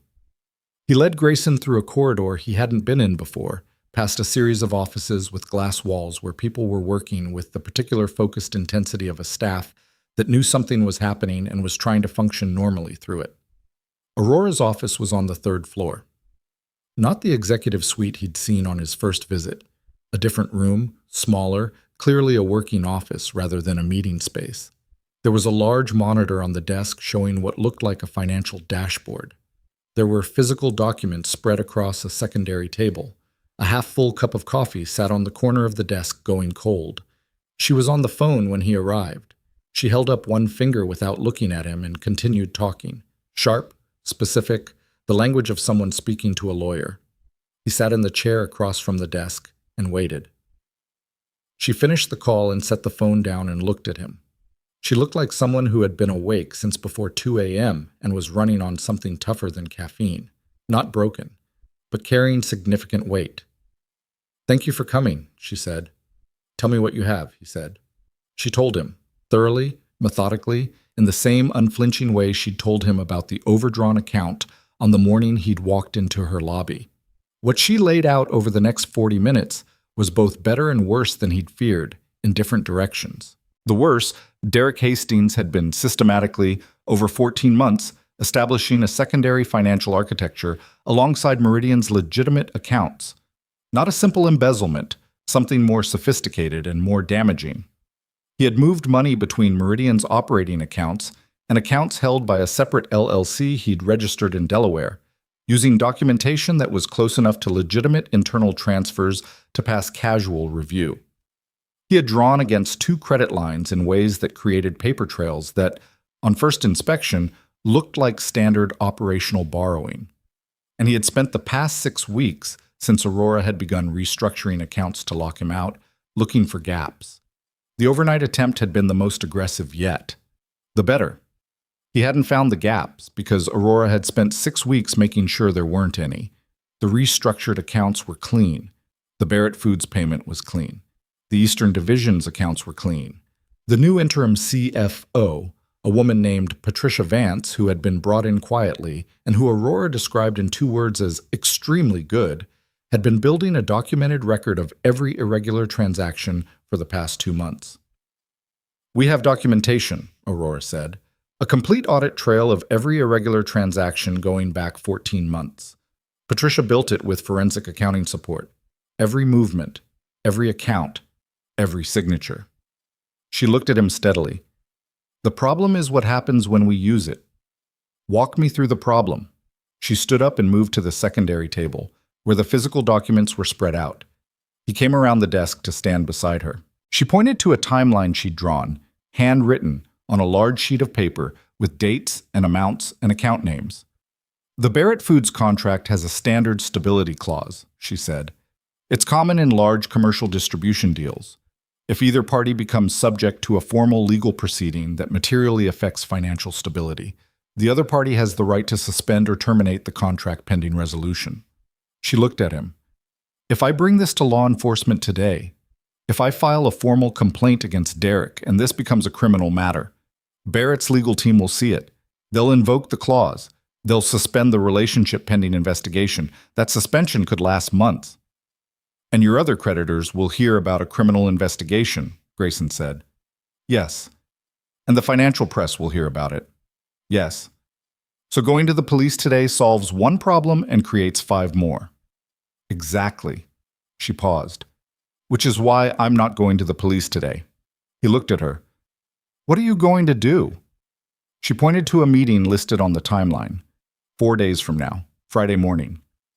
"Derek has a meeting scheduled with our primary lender, Westfield Commercial Bank, that he arranged himself using his former CFO credentials, which I didn't know about until yesterday. He told them he needed to discuss financial restructuring options for Meridian. He's planning to walk into that meeting and present himself as the financial authority of this company and discuss options that would give him legitimate access to restructure our debt in ways that would benefit his Delaware LLC. He thinks he's still in a position to do that. He doesn't know how much I've built," she said. "He thinks I've been reactive, blocking things as they came. He doesn't understand that I've been preparing a case." "What happens Friday?" "Friday," she said, "I walk into that meeting instead." He was quiet for a moment. "With Patricia and legal." "With Patricia, legal and full documentation.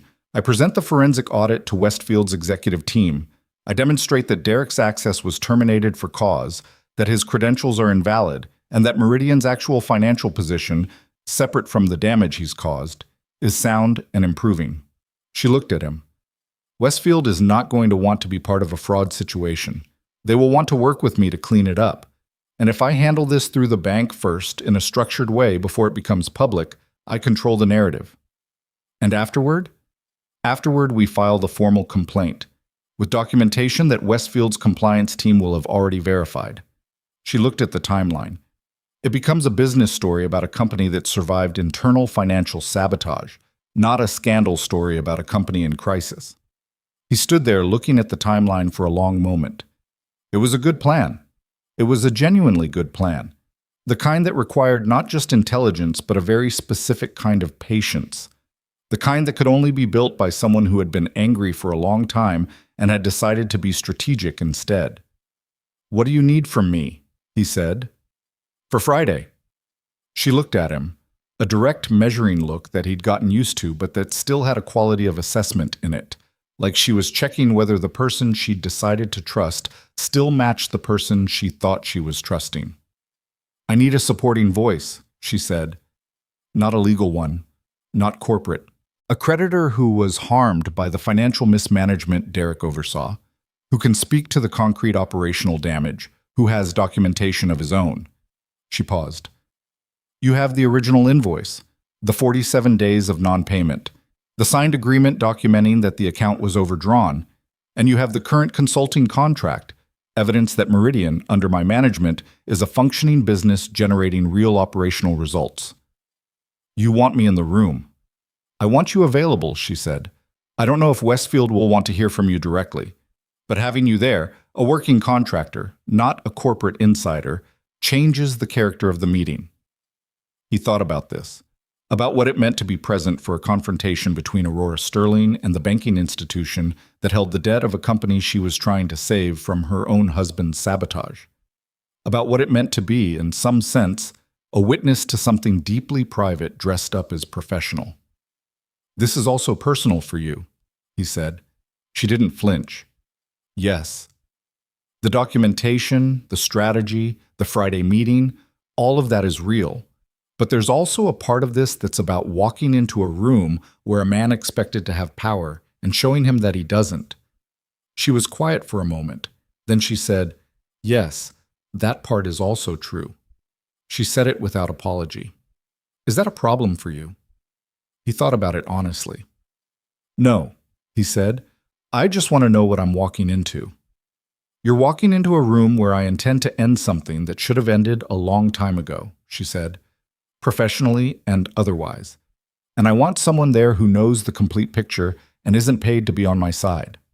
I'm under contract with you." "For equipment maintenance," she said. "Not for this." He looked at her, at the dark circles that 4 months of this had put under her eyes, which she hadn't tried to cover, at the handwritten timeline on the table, her handwriting, neat and precise, the dates mapped out in the same way she'd mapped out the 30-day recovery plan on that first morning. The same mind, the same method. "I'll be there Friday," he said. Something moved through her expression. Not relief exactly. Something quieter. Like a weight shifted slightly. "Thank you," she said. "Don't thank me until it works," he said, "but that's the rule. You've said that before." "Because it's still the rule." She almost smiled. The almost was what got him. The way it stopped just short, like she'd gotten out of the habit of letting things all the way through. He drove home that evening thinking about Derek Hastings. He'd never met the man. He'd spoken to him exactly once, that phone call, 6 weeks before all of this started. The one where Hastings had told him with the flat confidence of someone unaccustomed to being questioned that the invoice would be addressed in the next billing cycle. He'd had the voice of a man who had learned very early that the world would accommodate him, and who had spent every year since then operating on that assumption. Grayson had met men like that. Not often. His world didn't intersect much with that particular species, but enough to recognize the type. The kind of man who confused managing his environment with actually deserving it, who saw a company his wife had built and understood it primarily as a resource he had access to. He thought about Roy Burkett standing in the Eastern facility saying she's holding it all up herself. Just a maintenance facility manager, no particular stake in the larger drama, observing what he'd seen with clear eyes over 4 years. He thought about Aurora at 6 that morning terminating Derek's employment. He tried to imagine what that conversation had looked like. He couldn't quite picture it, not because he doubted she could do it, but because he suspected the conversation had been brief and exact in a way that most people's difficult conversations were not. He picked up Lily from Sandra's that evening. Sandra watched her 2 days a week while school was out, and Sandra had opinions about the arrangement, all of them positive, because Sandra loved her niece, and because this gave her a reason to come over and reorganize Grayson's kitchen, which she did every time under the pretense of needing something that was never where she expected it to be. Lily ran at him when he came through the door. He caught her and held her, and she immediately began telling him about a bug she'd found in Sandra's garden and the detailed investigation she had conducted into its living situation. "What kind of bug?" he said, carrying her to the couch. "A roly-poly, but a really big one. I think it was the grandpa one." "Did you name it?" "Gerald," she said with complete seriousness. "Good name." "I put him back," she said. "Sandra said I had to, but I was going to anyway." He sat on the couch with his daughter, leaning against his shoulder, and her small, warm certainty about the world, about Gerald the roly-poly, about the correctness of putting things back where they lived, and let himself stay there for a while before anything else. Sandra came out of the kitchen with 2 mugs of coffee, handed him one, and sat across from them. She looked at his face. "Big day?" she said. "Something like that." "Does it involve the woman you're pretending is just a client?" Lily had fallen into explaining the roly-poly's underground home and was not listening to adults. Grayson looked at his sister. "She is just a client," he said. "You drove 4 hours because $11,000. You signed a contract because the money made sense. You went back today." She raised her eyebrows. "Why did you go back today exactly?" "She needed—" He stopped. Sandra sipped her coffee with the patient expression of a woman who had 32 years of reading her brother's pauses. "It's complicated," he said. "It's always complicated with you. Simple things don't interest you." She looked at him. "Is she a good person?" He thought about that honestly. "Yeah," he said. "I think she is. She's in a hard situation that she didn't make, and she's handling it with more discipline than most people could. Is she interesting? Sandra, I'm asking a real question." He looked at Lily, who had shifted to drawing something on the back of a grocery receipt she'd found on the coffee table, using a crayon from the permanent stash she maintained in his couch cushions. "Yeah," he said. "She's interesting." Sandra nodded and said nothing else, which was, in its way, the most effective thing she could have done. But Thursday passed in a strange suspension.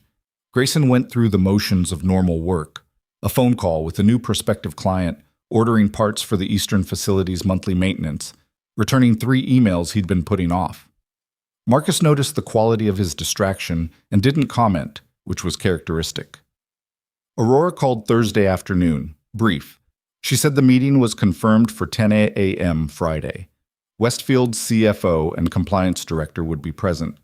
Derek had apparently been notified that the meeting was happening, but had not been told Aurora would be there. Legal had reviewed everything. Patricia Vance had prepared the presentation. "How are you feeling?" he asked. A pause. "Prepared," she said, which is not the same as calm. "No," he said. "It's better than calm." "Is it?" "Calm is when nothing matters enough to make you nervous," he said. "Prepared is when something matters a great deal, and you've done everything you could with that." Silence. Then, "Where do you get that kind of thinking?" "From making a lot of mistakes the other way," he said. She almost laughed again. Almost. He was keeping count of the almosts. 10 a.m., she said. "Daniel will have a visitor badge waiting." Friday morning, Grayson put on his cleanest clothes, the dark blue shirt again, pressed, with charcoal pants he'd bought 2 years ago for his cousin's wedding and rarely worn since, and drove to Chester County. The Westfield Commercial Bank branch that handled Meridian's primary accounts was not in Chester County proper, but in a business district 20 minutes west, the kind of mid-sized commercial area that had grown up around regional financial services, with a cluster of office buildings and a few restaurants that catered to lunch meetings.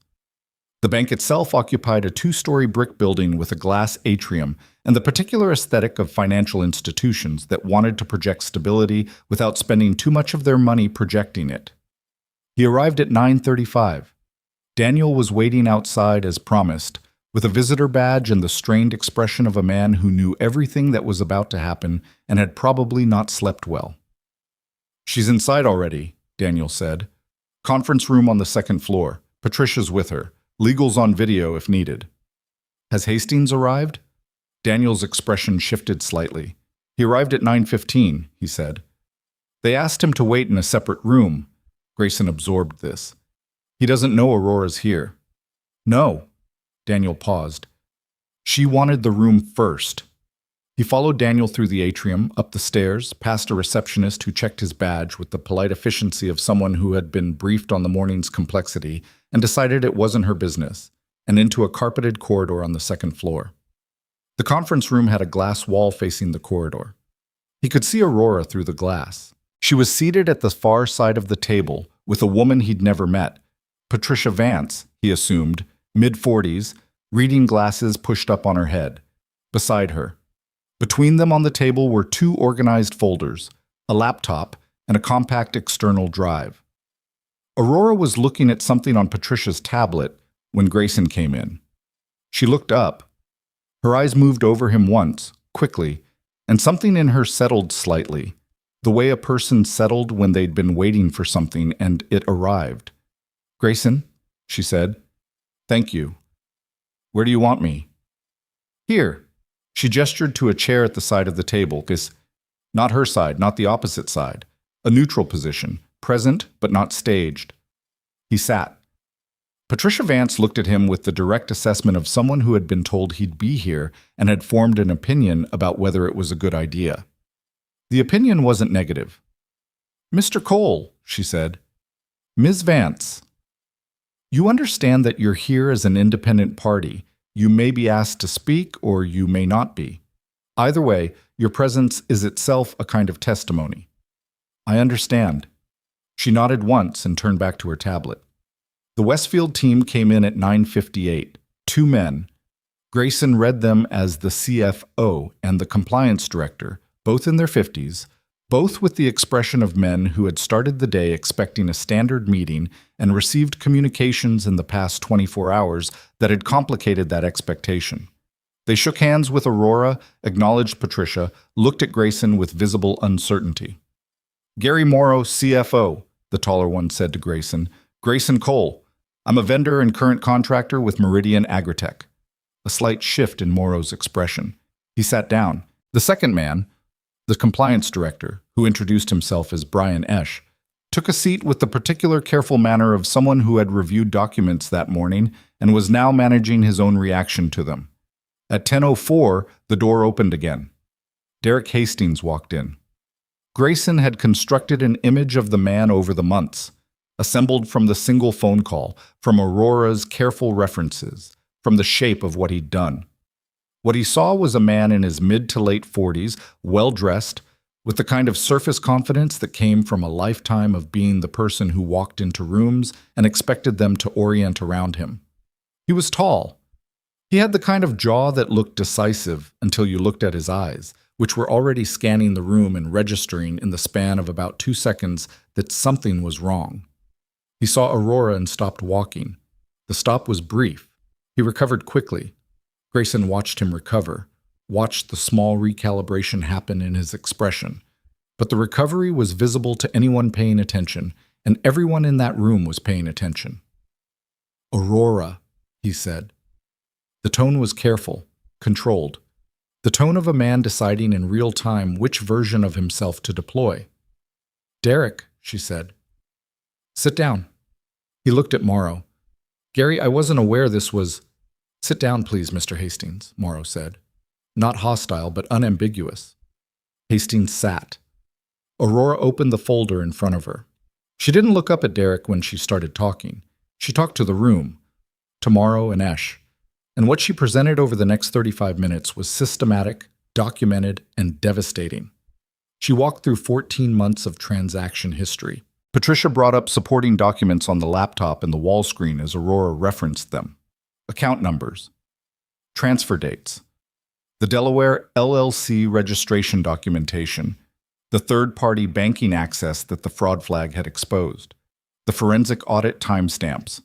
The 2 previous blocked attempts. Wednesday night's attempt. She presented it without drama, without anger in her voice, or rather, with anger so thoroughly converted into precision that the precision itself was what was frightening. She spoke the way someone spoke who had been building this for a very long time and had decided that when the moment came, she was going to be exactly right. Hastings interrupted twice, the first time to say that the audit was incomplete. Aurora paused, looked at him for the first time and said, "Page 41, without further elaboration." Patricia pulled up page 41. Hastings looked at it. He didn't interrupt again for 11 minutes. The second interruption was different. He leaned forward and his voice dropped into something lower and more personal, the register of someone shifting tactics, moving from professional challenge to something more intimate and more calculated. "Aurora," he said, "we should discuss this privately before—" "No." One word, completely flat. "What you're doing here is documented, verified, and supported by forensic accounting and bank records." She looked at him with an expression that had no heat in it whatsoever. That was what was striking about it, the total absence of heat. Whatever she had felt at some point in the previous 14 months had been processed into something else entirely. "You can retain counsel before you respond. That's your right. But this meeting is about Meridian's relationship with Westfield, and that is happening today whether you're comfortable with it or not. Hastings looked at Morrow. Gary, this is a domestic dispute being brought into... Brian, Morrow said to the compliance director without looking at Hastings. Esch clicked to a new screen. In the past 96 hours, he said, reading from notes, Westfield's fraud division has completed a preliminary review of all account activity flagged in connection with account holder Derek Hastings. We've identified 7 transactions over 14 months that require formal review. He looked up. Mr. Hastings, your access to all Meridian accounts held at Westfield has been suspended as of this morning pending that review. The silence that followed was absolute. Hastings' face went through something. A sequence of responses that moved too fast to fully track. Grayson watched it from his position at the side of the table. The man was processing a situation he had not fully prepared for. He had expected, Grayson suspected, a negotiation. He had expected to be one of 2 powerful people in a room working out a compromise. He had not expected to walk into a room that had already been worked. This is... Hastings started. Mr. Hastings, Esch said calmly, I'd strongly recommend you speak with legal counsel before saying anything further. Hastings looked at Aurora one more time. She was looking at the folder in front of her. Not pointedly, not deliberately avoiding him, simply done with looking at him. That was when Grayson spoke. Quietly. Tomorrow, directly. I'm a vendor and contractor, he said. I've been working with Meridian for about 4 months. Prior to the current contract, I had an unpaid invoice for $11,000 that went 47 days without payment. When I came in person to collect, Ms. Sterling was the one who met with me. She gave me a full accounting of the company's financial situation without softening it, and provided a personal guarantee in writing. He paused. The payment came through. The contract I'm working under now has had every payment arrive on schedule. The Eastern Division I'm supporting has gone from 62% capacity to over 90%. That's the company Ms. Sterling runs. He looked at Morrow. I don't have a corporate stake in this. I have a truck and 2 employees and a shop. I'm telling you what I've seen. Morrow looked at him for a moment, then at Aurora. Then he wrote something down. Hastings said nothing. The meeting ended at 11:40. Westfield's team requested a follow-up with Patricia and legal to complete their review. Morrow shook Aurora's hand at the door and said, We'll be in contact by end of day Monday. It was not a warm statement, but it was a clear one. Derek Hastings left without speaking again. Grayson watched him go. Down the corridor toward the elevator, his shoulders carrying the particular set of a man who had walked into a room expecting to win something and was leaving with nothing except the understanding that the situation was no longer in his control. In the conference room, Patricia was packing her materials with the efficient movements of someone moving to the next task. Aurora stood at the window, looking out at the parking lot below. Her arms were crossed loosely, not tightly, the way they would have been if she was still in combat mode. Loosely. Grayson came to stand a few feet away. Not beside her exactly, near her. They stayed like that for a moment. That was well done, he said. I've been building it for 2 months, she said. It should have been well done. Building it and delivering it aren't the same thing. She was quiet. Below, in the parking lot, he could see Derek Hastings getting into a black car. They both watched him go without comment. Is it over? Grayson asked. This part, she said. The legal process starts now. That takes time. She paused. But the accounts are free. Westfield will work with us to restructure the debt he touched. The operating freeze will lift.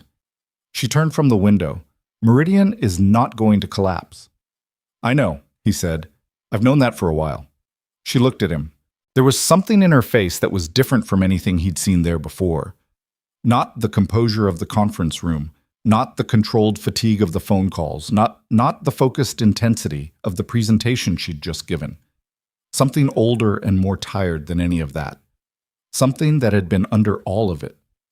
You said don't thank you until it works, she said. Yeah, it worked. He looked at her.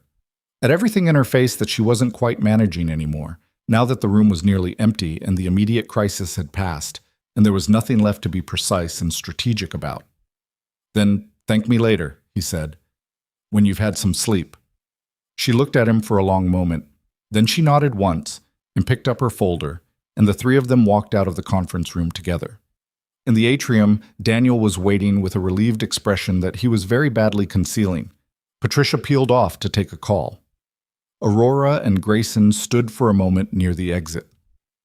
"I'll follow up with you early next week," she said, "about the Eastern Division, about the contract going forward." "Take the weekend first," he said. She almost said something. He could see it start, and then she seemed to decide against it. "I'm not very good at taking weekends," she said instead. "I know," he said. "Do it anyway." She looked at him one more time, the measuring look, but different now. Like whatever she was measuring had changed. Then she walked to where Daniel was holding the door. Grayson went to his truck and sat for a minute. The sun was high and bright over the parking lot. Chester County, a bank building, an ordinary Friday outside a window where something had just ended. He called Marcus. "How'd it go?" Marcus asked. "She did what she said she was going to do," Grayson said. "And you?" "I was there." "That's it?" "That's it." Marcus was quiet for a second. "That's not nothing," he said. "Being there, when it matters, that's not nothing." Grayson started the truck. "No," he said, "it's not." He drove home in the early afternoon light, through the flat roads of Chester County and back up toward the highway, and the distance between where he was and where he'd started felt different than it had on any of the other drives. Not shorter, not easier, just different. The way things felt when you'd been part of something and come out the other side of it still intact. He didn't know what came next. He wasn't trying to figure it out yet. Some things needed a little time before they became clear. Monday came the way Mondays did, without ceremony, without acknowledgement of what the previous week had been. Grayson was in the shop at 7:30, doing the kind of maintenance on his own equipment that always got pushed back during busy periods, sharpening, cleaning, calibrating things that had been running slightly off without becoming urgent enough to stop for. Marcus came in at 8, and they worked alongside each other for an hour without talking much, which was comfortable in the way that shared quiet was comfortable between people who'd been in each other's professional orbit long enough that silence didn't require filling. At 9:15 his phone rang. Patricia Vance. He'd expected Aurora. He set that expectation aside and answered. "Mr. Cole?" Patricia said. She had the same quality on the phone that she had in person. Efficient, no wasted words, but not cold. "I'm calling on Ms. Sterling's behalf. She's in a call with legal that's running long. She asked me to update you directly." "Go ahead." Westfield's compliance team completed their preliminary review over the weekend. They've confirmed the transactions we identified and have formally flagged the account activity for investigation. They've also agreed to restructure Meridian's primary debt instruments, specifically the 2 credit lines that were drawn against him properly, on terms that reflect the actual operational state of the company rather than the damage Mr. Hastings created. She paused. "The operating account hold has been lifted as of this morning." He leaned against his workbench. "That's fast." Westfield moved quickly because they prefer resolution to litigation.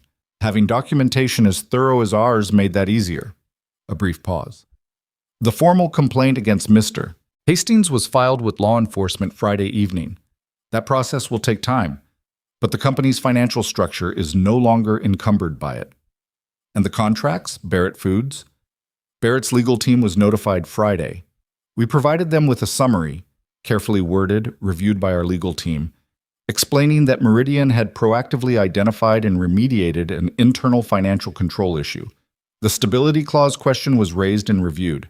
Barrett has indicated they do not intend to invoke it." Another pause. "Ms. Sterling handled that call herself. Friday evening. I don't know exactly what she said, but the outcome was what we needed." Grayson was quiet for a moment. He could picture it. Aurora Sterling on a Friday evening, after a morning that had involved confronting her husband in a bank conference room, making another careful phone call to preserve a major commercial contract. Getting it done because it needed to be done regardless of what the day had already cost her. "What about the other vendor invoices?" he said. "The rest of the list she mentioned in March." "That's actually why I was calling specifically," Patricia said. "Ms. Sterling is setting up a vendor resolution meeting this week. All outstanding invoices from the period of financial mismanagement will be reviewed and scheduled for payment. You've been paid, obviously. But she wanted you informed as a courtesy, and as someone she described as having a perspective on what this period looked like from the vendor side. She wants me at the meeting. She'd like your input beforehand, at your convenience. He thought about it. Tell her I'll call her this afternoon, once her legal call is done. I'll pass that along. A pause. Mr. Cole. I've been doing forensic accounting for 20 years. I've worked with a lot of companies in financial distress. What Ms. Sterling built over the past 2 months, with the documentation and the strategy and the execution, that's not common. I thought you should know that, since you were part of it. She did most of the building, he said. Yes, Patricia said simply. She did. After they hung up, Marcus looked at him from across the shop. Good news? Better than bad, Grayson said. That's your version of great. Yeah. He picked up his wrench. Come help me with this calibration. I've been off on the torque spec and it's going to bother me until I fix it. What? He called Aurora at 2:30. She answered on the third ring, which was slower than usual, and her voice had a quality he hadn't heard before. Not the controlled fatigue he'd grown accustomed to, but something genuinely depleted. The sound of someone who had been running at a sustained level of intensity for a very long time and had just, in the past 72 hours, had the immediate crisis resolve enough that their body was starting to present the bill. Patricia called me this morning, he said. I know. I asked her to. A pause. How are you? The question surprised him slightly, not because it was strange, but because she asked it first before moving to business. I'm fine, he said. How are you? A brief silence. Honestly, I'm very tired. That's the most honest thing you've said to me since the first morning. I've been honest with you throughout. Professionally honest, he said. That's different. She was quiet for a moment. Yes, she said. I suppose it is. Another pause. I slept 9 hours Saturday night. I can't remember the last time I did that. Good. I woke up and didn't know what to do with myself, she said, which was a strange feeling. He understood that. The aftermath of a sustained crisis had a particular disorientation. When the thing you'd been holding at arm's length was finally handled, and the muscles you'd been using all along didn't know they could stop. Did you figure it out? I read a book, she said. An actual book. Physical pages. I sat on my back porch and read for 3 hours and didn't think about Meridian once. What book? A slight hesitation. The hesitation of someone sharing something small and personal after months of sharing only things that were large and professional. It was a history of the Tennessee Valley Authority, she said. I know that probably sounds... No, he said. It sounds like you. Another silence. This one had a different texture. Patricia mentioned a vendor meeting, he said, moving them back toward ground they both knew. She said you wanted input from me. Yes, before the formal meeting. I'd like to understand what the experience was like for the vendors who waited. Not from a legal standpoint, from a human one. She paused. I have numbers and timelines. I don't always have the version of things that happened at the level you work at. The calls that went to voicemail, the payments that didn't show up, what that actually does to a business. You want me to tell you what it felt like? I want to understand it properly so I can address it properly, not perform understanding, actually have it. He thought about that. About 47 days and Marcus's late paycheck and the reading tutoring program waiting list. About driving 4 hours with a broken taillight and an eviction notice in his jacket pocket. Yeah, he said, I can do that. Can you come Thursday? I'd like to have this conversation in person. He checked his schedule in his head. Thursday was clear except for a parts delivery at the Eastern facility that Marcus could handle. Thursday works. I'll have Daniel send you the time. A pause. Come to the main entrance this time, not the side. He noticed that. The side entrance had been emergency protocol. The covert arrival of someone who wasn't supposed to be seen by the person who was about to be confronted. The main entrance meant something different. Sure, he said. Grayson? Yeah. Thank you, for Friday. He'd told her not to thank him until it worked. It had worked. He supposed that was the rule paying off. "You did Friday," he said. "I sat in a chair." "You sat in a chair and said exactly the right thing at exactly the right moment," she said. "Don't minimize that." "Gary Morrow would have made the same decision without me." "Maybe, but you changed the temperature of the room." She paused. "You spoke about me as though you'd watched me work and formed an opinion based on what you'd actually seen." A brief stop. "Nobody in a professional context has done that for me in a long time." He didn't know what to say to that. Not because it was difficult, but because some things didn't need a response. They just needed to be received. "Thursday," he said. "Thursday," she said. "Okay." The week between the Westfield meeting and Thursday had a quality of settling, like sediment after water had been disturbed, things finding the level they'd always been moving toward. The news about Meridian broke on Tuesday, not from Aurora's camp, from the business press, which had picked up the Westfield fraud flag through a financial reporting service. The story was, largely, the story Aurora had intended: a company that had identified internal financial irregularities, moved proactively to address them, and emerged with its operational structure intact. Derek Hastings was named in 2 of the reports. His attorney issued a brief statement that said very little. Meridian's official response, drafted by legal and reviewed by Aurora, was 4 sentences long and said everything it needed to in those 4 sentences. Grayson read the stories at his desk. Then he called Roy Burkett at the Eastern facility, because Roy was the kind of person who would have read them too and formed opinions he wouldn't volunteer. "Saw it," Roy said when Grayson asked. "You knew this was coming?" "I knew something was coming," Grayson said. "I didn't know exactly what." "She handled it right," Roy said. "Going through the bank first, making it a business story." A pause. "My guys are asking questions about the company, about whether things are stable." "What are you telling them?" "I'm telling them the numbers they can see with their own eyes," Roy said. 93% capacity, on-time maintenance, clean equipment." Another pause. "That's what's real. The rest is above my level." "That's the right answer," Grayson said. "I know it is," Roy said, slightly put out by the implication that he'd needed confirmation. "Just wanted to tell you your machines are what's making it possible for me to have that answer, so—" He cleared his throat. "Good work." From Roy Burkett, that was essentially a standing ovation. Or Marcus heard about the press coverage through a supplier contact who'd asked if Cole Industrial's relationship with Meridian was stable. Marcus told the contact yes, they had a current contract and ongoing work, and then called Grayson to report the inquiry.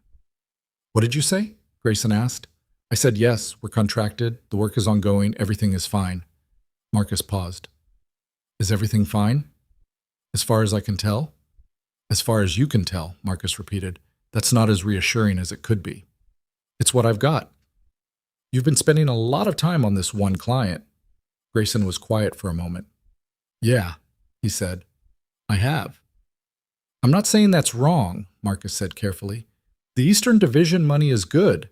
The contract is good. I'm just—" He paused. "I'm your employee, but I've also been around long enough to say things to you that maybe someone else wouldn't." "Say the thing."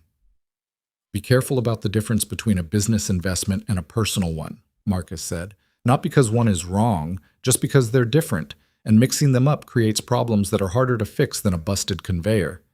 Grayson sat with that for a moment. "You're right," he said. "I know I am. Doesn't make it easier." "No," Grayson agreed. "It doesn't." After he hung up, he sat at his desk for a while.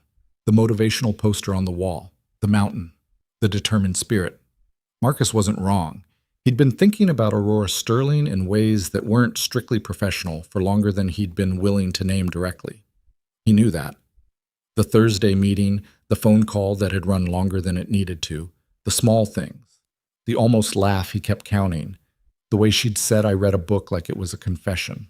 He was also a man who'd been a single parent for 3 years and hadn't had a relationship in that time that amounted to more than 2 dinners and an awkward end, and who had learned to be skeptical of his own instincts when they pointed toward something he wanted rather than something that was simply clear. Aurora Sterling was in the middle of dismantling a marriage, managing a legal process against her former husband, and trying to stabilize a company. That was not a situation that called for someone adding complexity. He decided to keep doing what he'd been doing, which was showing up when asked, being useful when possible, and not getting ahead of the facts. It was, he reflected, the same approach he used for diagnosing a machine he didn't fully understand yet. Don't assume. Observe. Stay in the work. Thursday arrived, and he drove to Chester County again. The drive that had started as an act of desperation and was becoming something else, something more like familiar, and came through the main entrance the way Aurora had said. Earl at the security desk recognized him this time, which registered in a way that was subtle but real. The visitor badge appeared without explanation. Daniel met him at the elevator bank. "She's ready for you," he said. "Conference room B, not the big one, the one on 3 you were in before." The scratch table room. The whiteboard with the logistics diagram that had been erased and replaced with something new since March. The window looking out at the eastern parking lot and the farmland beyond. Aurora was already there, which he'd expected. She was standing at the window when he came in, coffee in hand, and she turned when she heard the door. She looked better than she had Friday. The depletion he'd heard in her voice Monday was less visible now, though it hadn't disappeared entirely. She was wearing a dark green blouse and her hair was down, which was different from every other time he'd seen her. It changed something in how she read in the room, less like the executive floor, more like a person. "Grayson," she said. "Aurora." He set his jacket over the back of a chair and sat. "You look better." "I've been sleeping," she said, sitting across from him. "Patricia told me I had to." A slight pause. "She's very direct." "I got that impression." "She told me I was functioning at a level that was going to create mistakes, and that the worst time to make mistakes was immediately after avoiding a catastrophe." She set her coffee down. She was right. Patricia's been right about most things from what I can tell. "Yes." A pause. "I'm keeping her on, permanently. I offered her the CFO position this morning." "She accepted?" "She negotiated for 20 minutes first. Then she accepted." Something moved through Aurora's expression. A genuine, quiet satisfaction. "I like people who negotiate." He smiled. Couldn't help it. "Yeah." The conversation that followed was what she'd asked for. His account of what the 47 days had actually looked like. He told it straight, the way he always told things. The first call, the voicemails, the runaround from accounts payable, the call with Hastings that had told him nothing, Marcus's paycheck 4 days late, the parts supplier balance building up, the folder in his desk drawer with Lily's school enrollment, and the tutoring program waiting list. Aurora listened without interrupting. She had a legal pad on the table and she wrote things down, not taking notes in the formal sense, more like anchoring the specifics in a way that meant she was actually tracking them rather than just hearing them. When he finished, she was quiet for a moment. "How many vendors are on the list?" he asked. 14, she said. "Total outstanding at the point of the Westfield meeting. Some have already received partial payment from Barrett Distribution. 5 are still waiting for full settlement." She looked at the legal pad. "The amounts range from $8,000 to $43,000. 2 of them are small operations like yours. The others are larger suppliers who can absorb a delay better, though that doesn't make it acceptable." "When's the vendor meeting?" "Next Tuesday. I want to settle the 2 smallest vendors first, before the meeting, personally. Phone calls, not form letters." She looked at him. "I want to explain what happened, not as legal cover. As an actual explanation from me, not from legal." He thought about that. "That's going to be uncomfortable." "Yes," she said. "It should be. Some of them are going to be angry." "I know." Being angry and being right aren't the same thing, but being angry and having been strung along for months is a reasonable response. "I know that too." She met his eyes. "I'm not looking for it to be comfortable. I'm looking for it to be real." He believed her. That was the consistent thing about Aurora Sterling. When she committed to something, the commitment had a structural quality. It wasn't decorative. He'd seen that in the conference room in March and in the Westfield meeting, and now in this. "What else do you need from me?" he said. She was quiet for a moment, the particular quality of quiet that meant she was deciding something. He waited. "Nothing," she said. Professionally, you've done what I needed. The Eastern Division is running. The contract is in good shape. Patricia has taken over the financial side. She paused. I don't need anything from you professionally that isn't already in place. The way she phrased it landed in the room with a deliberateness that he didn't miss. He looked at her. She was looking at the table, not avoiding his eyes, more like organizing what she was about to say. Aurora, he said. There are things I'm not in a position to think about clearly right now, she said. My life is legally, personally, structurally, in a process of being completely reorganized. There are lawyers involved. There are proceedings. There are financial reviews that will take months. She looked up. I'm aware that something has developed in the way we've worked together that is more than professional. I'm aware of it. I'm not pretending I don't see it. He didn't say anything. Let her continue. But I think you deserve someone who is completely present and not carrying the weight of everything I'm currently carrying, she said. And I think I deserve to get through this on my own terms before I attach it to something new. She looked at him steadily. Does that make sense? Yeah, he said. It makes sense. I'm not saying... She stopped. I'm not closing a door. I want to be honest about that. I know, he said. You've always been honest.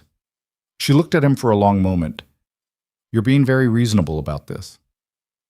Would you prefer I wasn't? The almost laugh. He'd stopped counting them. No, she said. This is better. Then we're good, he said. He meant it. It wasn't easy. He was aware of that, sitting there, aware of the gap between what was clear and what was simple. But it was right. He'd learned, mostly from the harder versions of not knowing this, that timing was not a minor detail. It was the whole thing. The same machine with the same parts would either run or destroy itself depending on whether the sequence was right. You couldn't shortcut that. Good, she said, and then, more quietly, thank you. For that, too. I keep telling you to stop thanking me. You keep doing things worth thanking, she said. They sat with that for a moment. Outside the window, the farmland beyond the parking lot was green and flat under an overcast sky.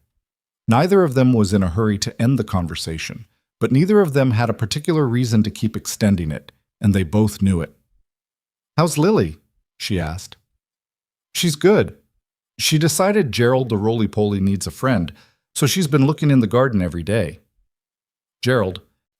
The bug she found at my sister's, very important individual. That's... She stopped, actually smiled this time. Not the almost. The real thing. It changed her whole face, softened something that spent most of its time working too hard. That's a good name for a roly-poly. She has a gift for names, he said. What did she name the friend she's looking for?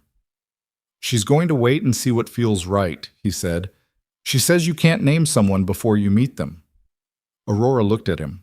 Something moved through her expression that was complex and quiet and genuine. Smart kid, she said. She is, he said. She really is. The vendor resolution meeting happened the following Tuesday, and it went the way. Difficult things went when they were handled by someone who had done their preparation. Not smoothly, not without friction, but forward. Two of the smaller vendors said things in the meeting that were pointed and deserved to be said. Aurora received them without deflection. She didn't apologize excessively or qualify the apology with context that made it about something other than the fact of the harm. She said what had happened, what she had done to fix it, and what was being done to ensure it didn't happen again. Then she told each vendor exactly when their settlement would arrive. Patricia had the numbers on a screen. Every payment was scheduled. Every timeline was specific.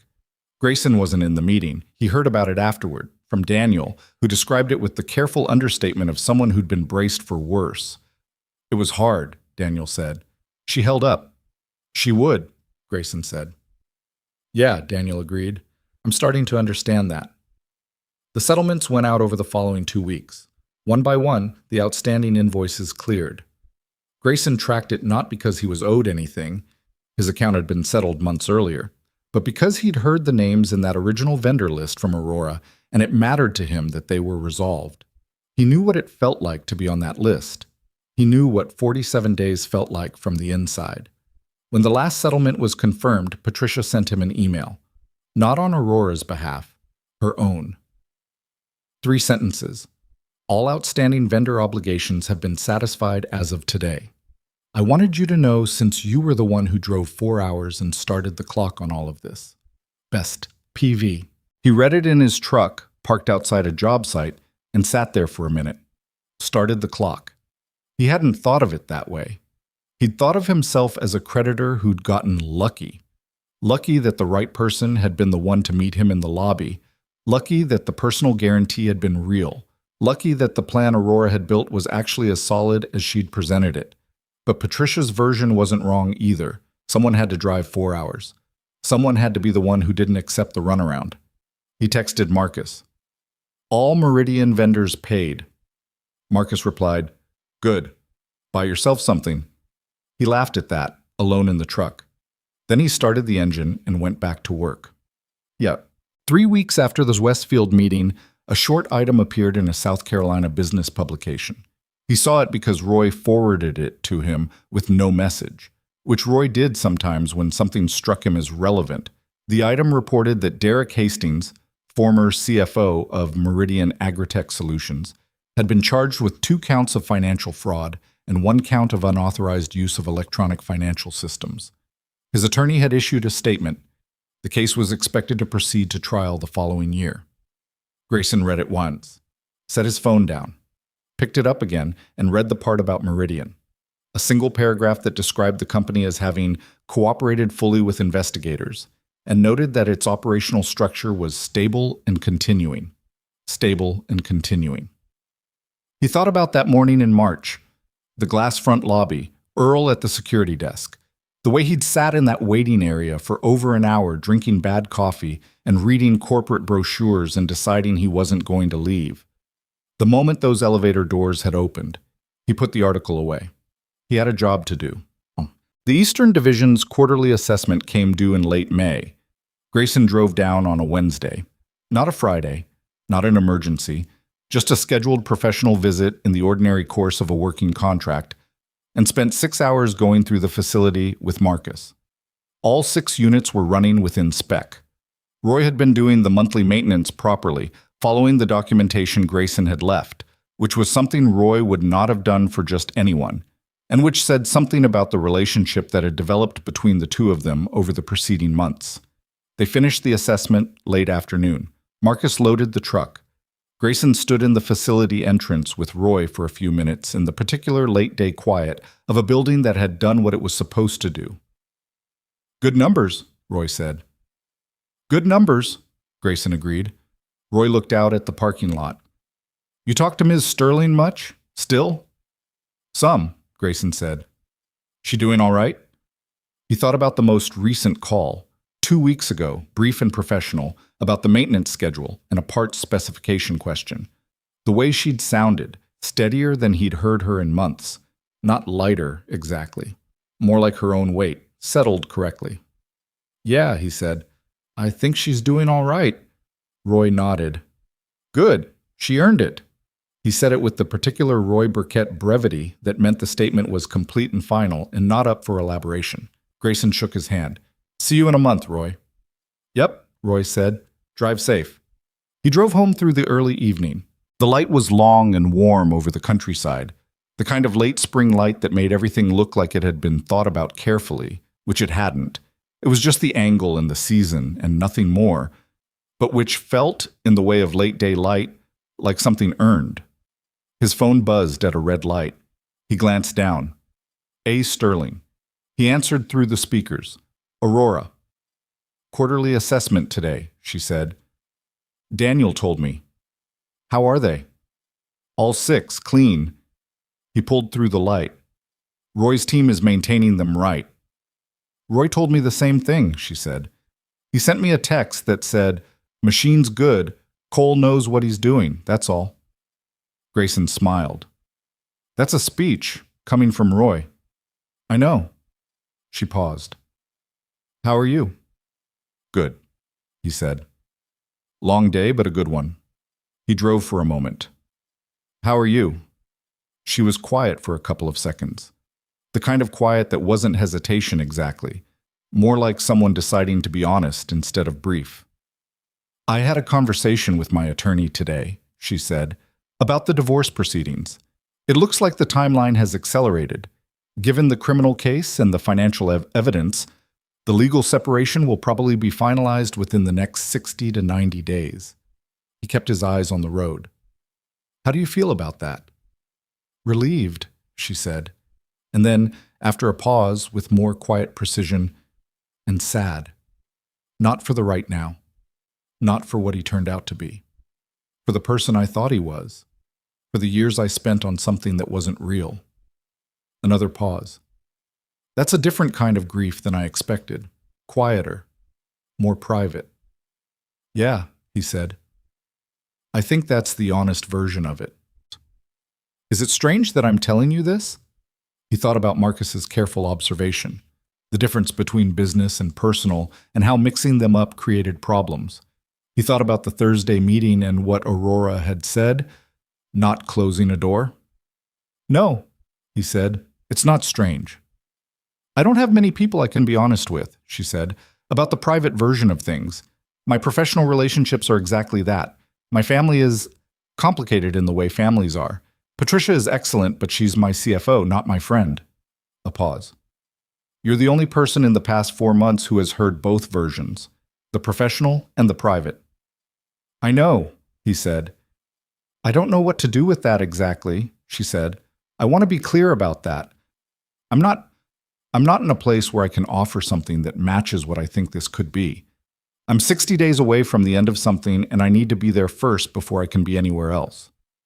"I know that too," he said. "You said that in March." "You're very patient," she said. "I've been trying to figure out if that's a quality or a strategy." "It's neither," he said. "It's just where I am." "Where are you?" He drove for a moment, the farmland giving way to the outskirts of town, the familiar roads, the sound of tires on asphalt. "I'm someone who drove 4 hours to collect a debt," he said, "and ended up somewhere I didn't expect. And I'm still figuring out what that means, but I'm not in a hurry about it." He paused. "Some things you don't push. You show up, you do the work, and you trust that the right sequence matters." A silence. Then quietly, "You sound like you're talking about a machine." "Maybe," he said. "Or maybe the principle is the same." She was quiet for a long moment, the kind of quiet that meant she was sitting with something rather than building toward the next thing. 60 days, she said finally. "I'll be around," he said. "I know," she said. And then, "Good night, Grayson." "Good night, Aurora." He drove the last 10 minutes home in the warm evening light. When he pulled into his driveway, Sandra's car was at the curb. She'd taken Lily to a school event and was dropping her off. He could see them through the windshield, coming up the front walk, Lily ahead of Sandra, by 4 steps with the energy of a 5-year-old who had not yet been informed that evening meant slowing down. He got out of the truck. Lily saw him and broke into a run, which was the best possible end to any day that had ever existed. "Daddy, we did a science thing, and I made a volcano, and it exploded, but only a little." "Only a little is the right amount," he said, catching her. "I know. Mrs. Peterson said too much is a waste." She pulled back to look at his face. "Are you tired?" "A little," he said. "Good tired." "That's the best kind," she informed him seriously. "Yeah," he said. "It is." Sandra came up the walk behind them and looked at his face with the particular sister look that extracted information without asking for it. She raised an eyebrow. He shook his head slightly. Not yet, not now, not in front of a 5-year-old with volcano residue on her shirt and opinions about tired. Sandra nodded once, the question shelved for later. The evening settled in around them, ordinary and warm and imperfect in all the ways ordinary evenings were.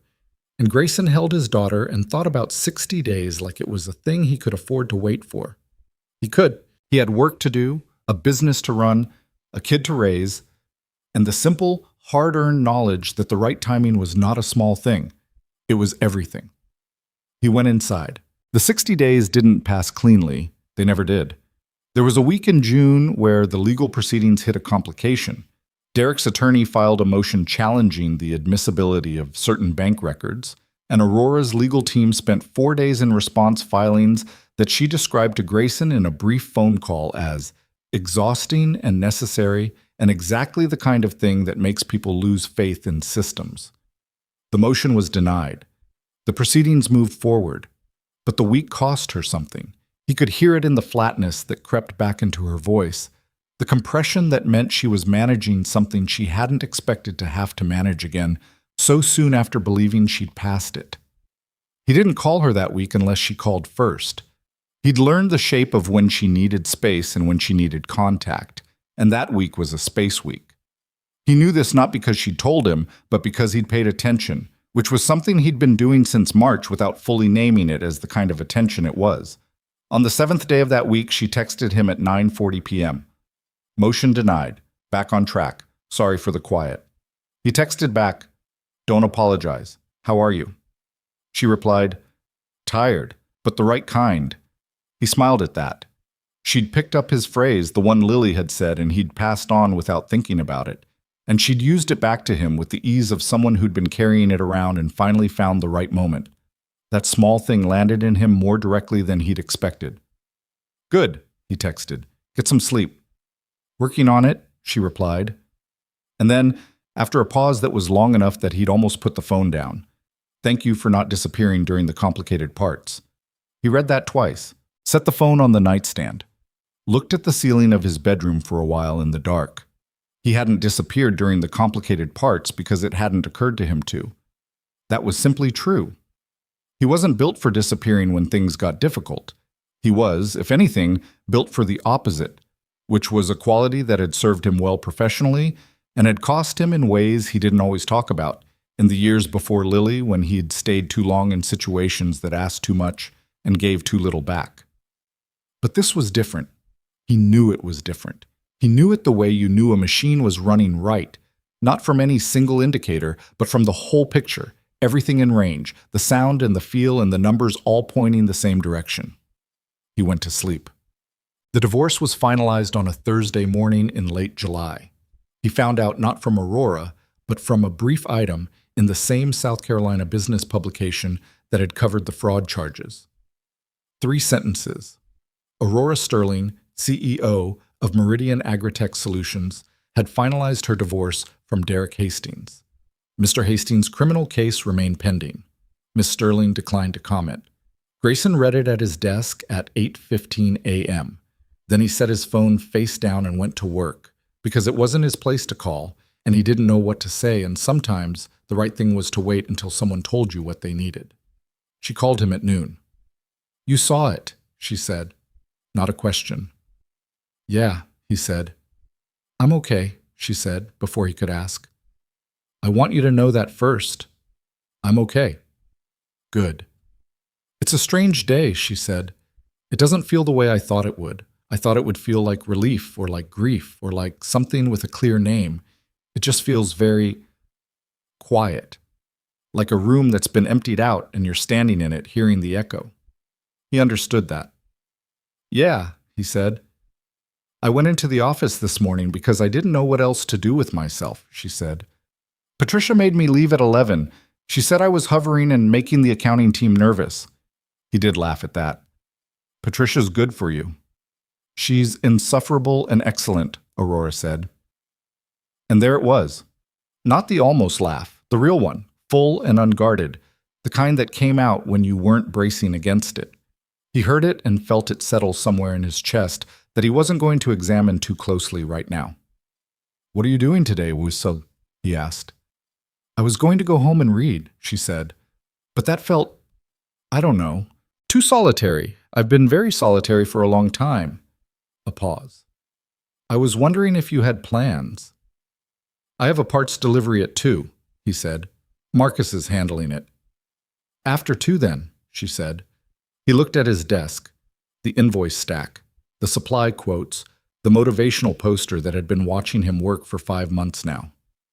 "I know a diner in Rock Hill," he said. "Nothing fancy. Good pie." A brief silence. "That sounds exactly right," she said. 3:30, he said. "I'll text you the address." "Okay," she said. And then, more quietly, "Grayson." Yeah. I'm not calling because I need something. I want you to know that. A pause. I'm calling because I wanted to talk to you, just that. He let that sit in the air between them for a moment. I know, he said. Me too.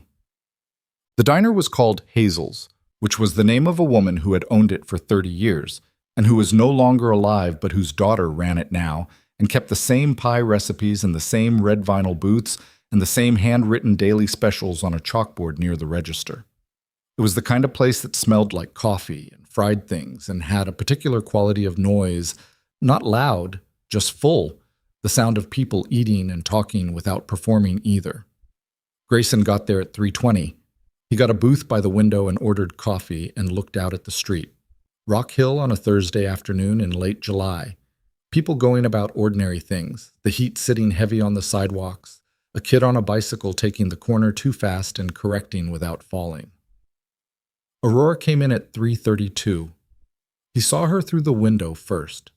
She'd parked 2 spots down and was crossing the sidewalk in the afternoon light, wearing a plain dark dress with her hair down, no portfolio under her arm, no phone in her hand. She looked like a person arriving somewhere, not an executive arriving somewhere. He watched her push through the door and look around and find him in the slight adjustment in her posture when she did. A small, real thing. She slid into the booth across from him.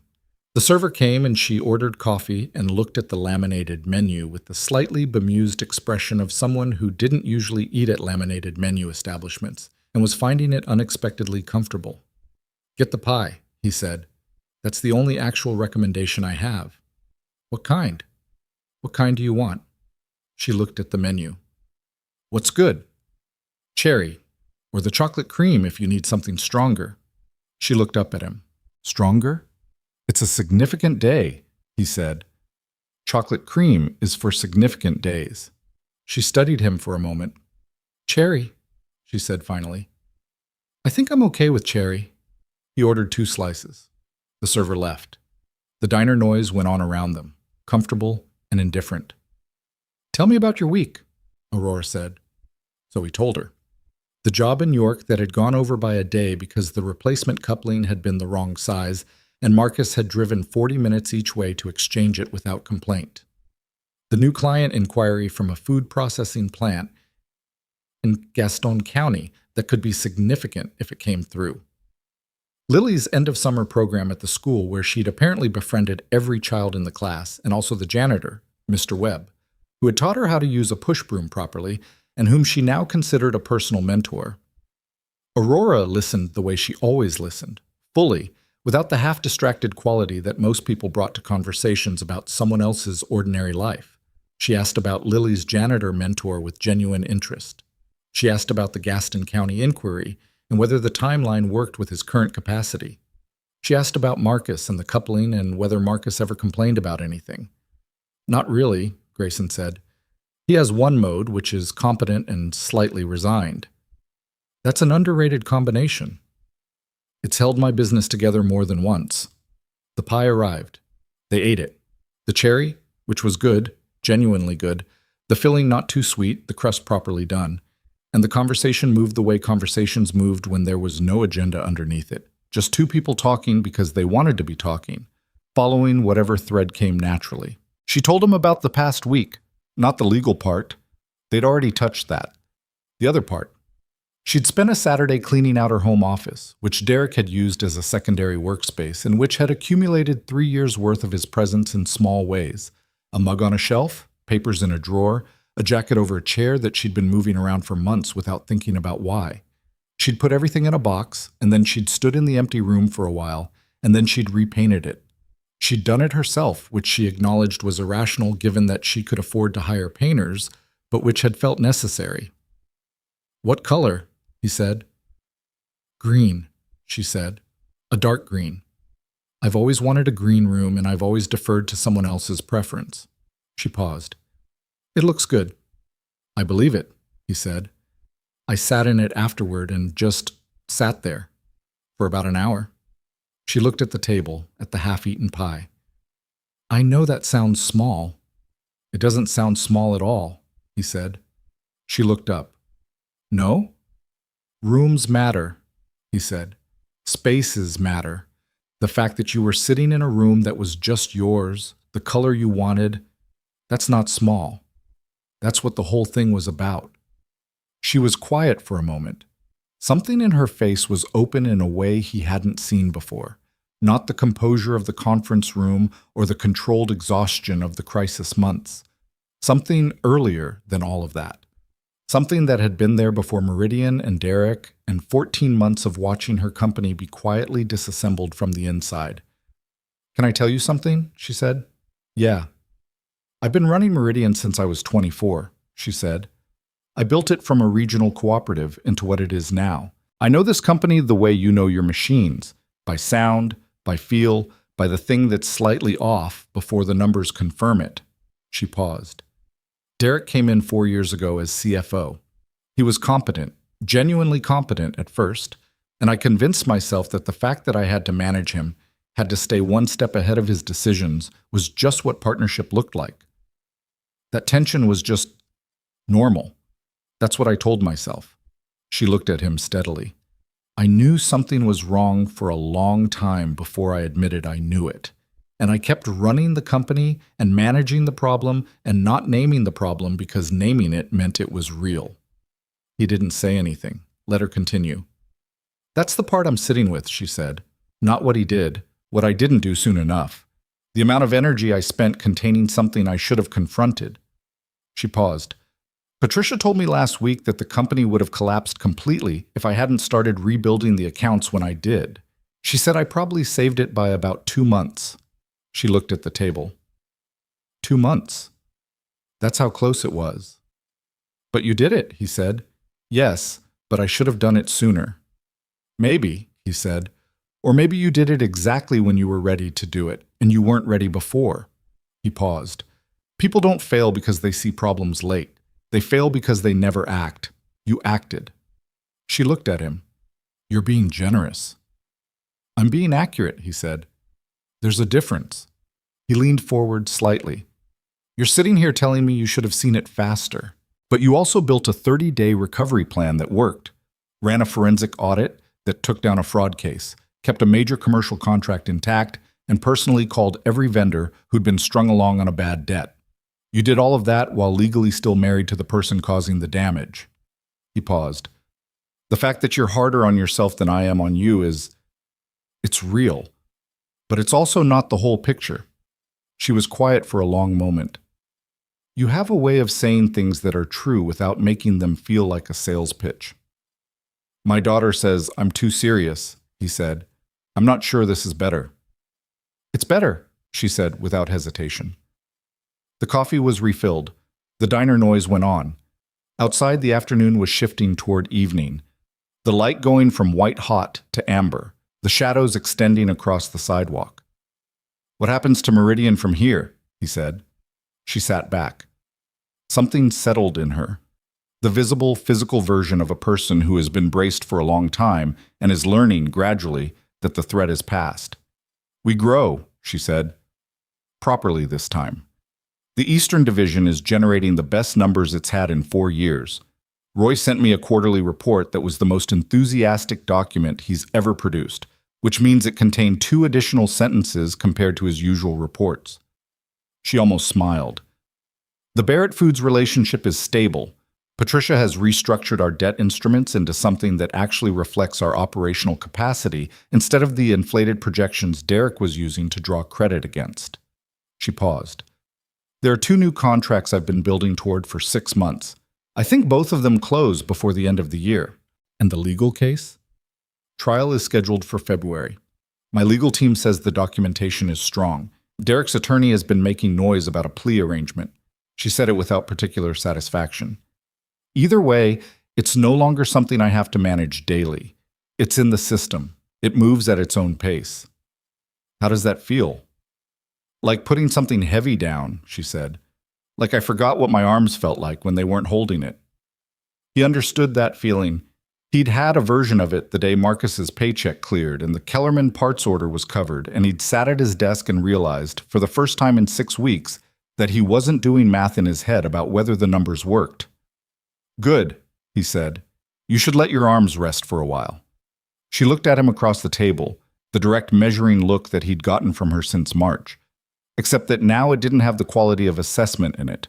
It had something else, something that had built slowly and was now simply present, not requiring categorization. I have a question, she said. Okay. The consulting contract. It's month to month, cancelable by either party with 30 days' notice. She looked at him carefully. I'd like to propose a 12-month term instead. He looked at her. A longer contract. Yes, with a revised rate that reflects the value of the work over the past several months, not just the stated scope. She paused. Formally, through proper channels, Patricia will handle the paperwork. That's a professional proposal.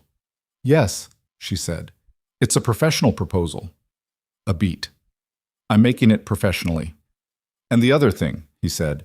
She was quiet for a moment, not avoiding it, gathering it. The other thing, she said, I'm not proposing, I'm acknowledging there's a difference. What's the acknowledgement? She looked at him, at the diner, and the coffee cups, and the cherry pie plates, and the ordinary Thursday evening going on around them, at the particular version of a moment that doesn't announce itself as significant, but is, that I've talked to you more honestly in the past 5 months than I've talked to most people in years, she said. That I've trusted your judgment in situations where trusting anyone felt like a liability. That I think about you in ways that have nothing to do with equipment maintenance contracts. She said it plainly, without performance. And that I'm aware that the timing has been wrong, and I'm aware that timing matters. And I think the timing is starting to be less wrong. He looked at her for a moment. The 60 days she'd asked for in March had become 5 months of accumulated trust and parallel crisis and small moments. The almost laughs he'd counted without meaning to. The phone calls that ran longer than they needed to. The way she'd picked up Lily's phrase and used it back to him. Starting to be less wrong, he repeated. I'm not there yet, she said. I want to be honest about that. I have a trial coming. I have a company to rebuild properly. I have a green room that's still mostly empty. She paused. But I'm not asking you to wait. I'm telling you where I am. There's a difference, he said. Yes. He thought about what Marcus had said, the difference between a business investment and a personal one. He thought about Lily asking, "Are you tired?" with the complete confidence that the answer mattered to her. He thought about 5 months of a woman choosing to be honest with him in situations where dishonesty would have been easier and more convenient, and most people would have chosen it without much internal conflict. I'm not waiting, he said. I'm present. Those are different things too. She looked at him. Something shifted in her face, not dramatically. Just the small, real adjustment of someone who'd been heard accurately. Present, she said, like she was testing the weight of it. We're having pie, he said. That's present. She looked down at her plate, then back up at him. The real smile. Not the almost. The full thing, unhurried and genuine. The one that changed her whole face and reminded him that under all the precision and the discipline and the careful management of everything difficult, there was a person who had a green room and read books about the Tennessee Valley Authority on her porch and named the quality of her tiredness correctly. More coffee? The server asked, appearing at the table. Please, they both said, at exactly the same moment. The server refilled both cups and moved on without comment, and the small, ordinary coincidence of it sat between them in the easy silence of people who had stopped needing to fill the space. The 12-month contract was formalized the following week. Patricia handled the paperwork with characteristic efficiency, and when Grayson signed it and sent it back, Daniel confirmed receipt within an hour, and Patricia sent a brief email. Pleasure doing business. Don't break my machines. He showed Marcus the contract. Marcus read it. Read the revised rate. Set it down. That's a significant increase, Marcus said. Yeah. So we're good for a year. We're good for a year. Marcus nodded slowly. You know I'm going to need a raise. I know. And we should probably get the new diagnostic equipment. I know that too. And maybe hire a third person, not right now, but by Q4. I've been thinking the same thing. Grayson took the contract back. You've been thinking about this for a while. Since the Eastern facility hit 93%, Marcus said, I started running numbers. He paused. You've been thinking about it too. Yeah. Good. Marcus picked up his clipboard. Then let's not talk about it anymore until you've done the math properly and I can look at actual figures. That's fair? I know it is. He moved toward the shop bay. How's the Meridian woman? Grayson looked at the contract. That's not a simple question. I didn't ask for a simple answer. She's good, he said. She's building something, starting over in some ways. It's complicated. And you're, present, Grayson said. I'm present. Marcus paused in the doorway, looked at him for a moment with the expression of a man who'd worked alongside someone long enough to understand them without needing all the details. That works, he said. For now. For now, Grayson agreed. In September, the Gaston County Food Processing Plant signed a contract with Coal Industrial Repair. It was the largest contract Grayson had ever brought in on his own, not Meridian-sized, but significant, enough to justify the third hire Marcus had been projecting, and enough to move the business into a different category from where it had been in March, when he'd driven 4 hours with a broken taillight and an eviction notice in his jacket. He hired the third person, a woman named Kezia, who'd been doing industrial maintenance for 8 years, and who came in for the interview and talked about machines. The way people talked about things they genuinely understood rather than things they'd learned to perform understanding about. Marcus approved of her after one job. Roy, when she came to the Eastern facility for a maintenance visit, said she was thorough, which was Roy's version of enthusiastic. The business grew. Not explosively. That had never been what he wanted, and he'd learned enough about what explosive growth without proper structure looked like to want no part of it. It grew steadily, the way things grew when they were rooted correctly. New clients from the Meridian relationship and from Gaston County referrals. A reputation that had been building in the region since before March, but which now had enough weight behind it to open doors that had previously been adjacent to his reach. He bought the new diagnostic equipment in October. Marcus spent an entire Tuesday learning its full capability and texted Grayson at 7 p.m. This thing is going to change how we work, Grayson texted back. That's why we got it. Marcus replied, I'm aware. I'm just saying it out loud so you know I know. Lily started first grade. She came home after the first day and told him about her teacher, Mrs. Calloway, and her assigned seat next to a boy named Omar, who she'd already determined was her friend based on the fact that he thought roly-polies were interesting. She found a companion for Gerald in Sandra's garden in August, a smaller specimen, clearly younger, and named it, after careful consideration, Francis. Gerald and Francis were returned to the garden, and Lily checked on them with the regularity of a scientist maintaining a field study. His life. Imperfect, busy, carrying things that were heavy and things that were good, moving forward in the way that lives moved when the person living them had decided, not grandly, not with speeches, just quietly and definitely, to keep going. He went back to Meridian's main campus on an official basis for the first time in months on a Wednesday in late October. Not the Eastern facility, the main campus. A meeting about expanding the consulting contract to include assessment of the main processing line, which had been identified in Patricia's operational review as a candidate for the kind of systematic maintenance work Grayson had done at the Eastern facility.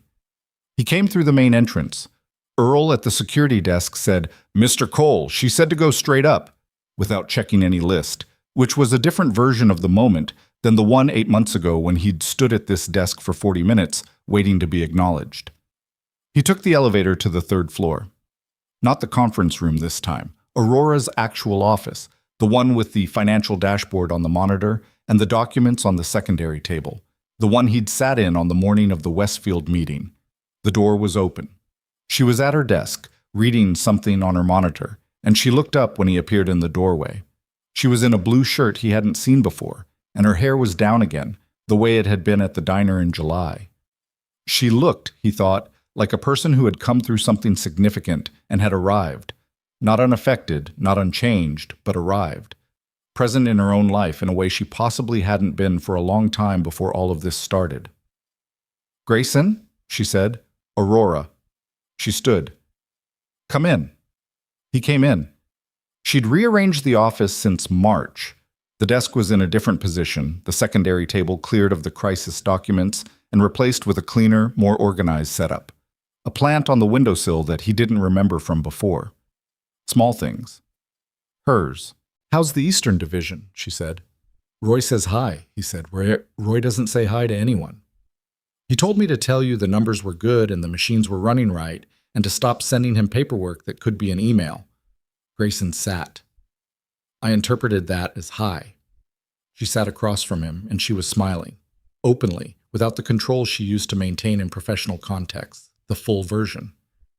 "That's very high for Roy," she said. "I thought so." They talked through the main processing line assessment for 40 minutes. Practical, specific, the language of work they both knew well. She had questions that were precise, and he had answers that were honest, including the ones where the honest answer was, "I need to see it in person before I can commit to a timeline, and that's going to cost more than you're probably estimating." She received those answers the way she always received straight information, directly, without the need to soften it. When the business part was done, there was a natural pause. Not awkward, just a moment where the agenda had been covered and neither of them moved to end the meeting. "How are you?" he said. "Good," she said. "Actually good. Not managed good or functional good." She paused. "Patricia increased my salary this quarter, which was strange because I technically have authority over that decision, but she made a very compelling argument that I'd been underpaying myself relative to what the company was generating and that it was a structural issue." "Did you argue with her?" "Briefly. She used a spreadsheet. I cannot argue against a Patricia Vance spreadsheet." "Smart woman." "Insufferably so." She looked at him. The trial date got moved to March. Derek's attorney requested a continuance. "My legal team is managing it." She said it without the compressed tension that had always accompanied legal updates before. It was information now, not a crisis. "I've stopped thinking about it every day. Some days it doesn't occur to me at all." "Good."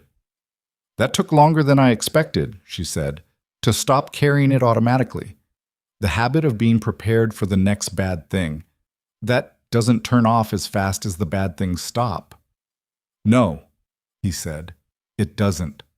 She looked at him steadily. "You know that from experience." "Yeah," he said. "Different circumstances, same pattern." He didn't elaborate. She didn't ask him to. There was an understanding between them by now that some things were shared in pieces, over time, not all at once, and that not all at once was not withholding. It was just the honest pace of actually knowing someone rather than presenting yourself to them. "I've been thinking about something," she said. "Tell me." "The main processing line assessment is going to take time. Multiple visits. Some of it will be during operational hours, which means it'll involve working alongside the floor team rather than coming in after hours, the way you did at the Eastern facility." She paused. "That's going to mean you're here more, at the main campus." "I figured," he said. "I want that to be clear up front," she said. "So it's a choice you're making with information." "I have the information," he said. "And?" "And I signed the 12-month contract already. I'm here." She looked at him. Outside the window, Chester County in late October. The farmland going to brown and gold, the sky the particular deep blue of autumn afternoons that didn't last long enough. "There's a restaurant in Chester County that opened this spring," she said. "Not a diner. Actually good food. I've been meaning to go, and I haven't had anyone to go with, and Patricia has made it very clear that she considers dining with her employer a conflict of professional interests, and Roy considers all food outside a gas station a personal inconvenience." He looked at her for a moment. "Are you asking me to dinner?" "I'm asking you to dinner," she said, directly, without preamble, in the way Aurora Sterling did everything that she'd decided to do. "Okay," he said. "Okay? Yeah." He paused. "Saturday?" "Saturday," she said. He stood up to leave, picked up his jacket, and moved toward the door. He stopped at the threshold, not dramatically, just because something occurred to him. "Aurora." "Yes." "When you called me in March," he said, "after the meeting, you thanked me for not disappearing during the complicated parts." She looked at him. "I remember." "I want you to know that wasn't a strategy," he said. It wasn't patience or professionalism or a calculation about the contract. I just didn't want to go anywhere. He paused. I thought you should know that. She held his gaze for a moment. Something in her face was very still and very real. I know, she said quietly. I've known for a while. He nodded, went to the elevator, rode it down to the lobby where Earl gave him a brief nod. The nod of a man who noticed things and kept them to himself, which was probably the right instinct for someone working a security desk. He walked out into the October afternoon and stood for a moment on the entrance steps of Meridian Agritech Solutions, in the place where, 8 months ago, he'd arrived with a folder of documents and 4 hours of drive time and the particular stubbornness that his sister called something that needed a different word than a character flaw. The company was still standing. Better than standing, it was running. 93% capacity at the Eastern Division and climbing, 2 new contracts in progress, a forensic audit that had untangled 14 months of deliberate damage, 17 vendor invoices settled, a woman inside who had built the whole thing and then refused, against considerable pressure, to let it be taken from her. He thought about what he'd told Aurora once, when she'd said he sounded like he was talking about a machine. He'd said, maybe the principle is the same. You showed up, you did the work. You trusted that the right sequence mattered. You didn't skip steps to get to the outcome faster. You diagnosed honestly, fixed what could be fixed, replaced what couldn't, and ran the system long enough to know whether the repair held.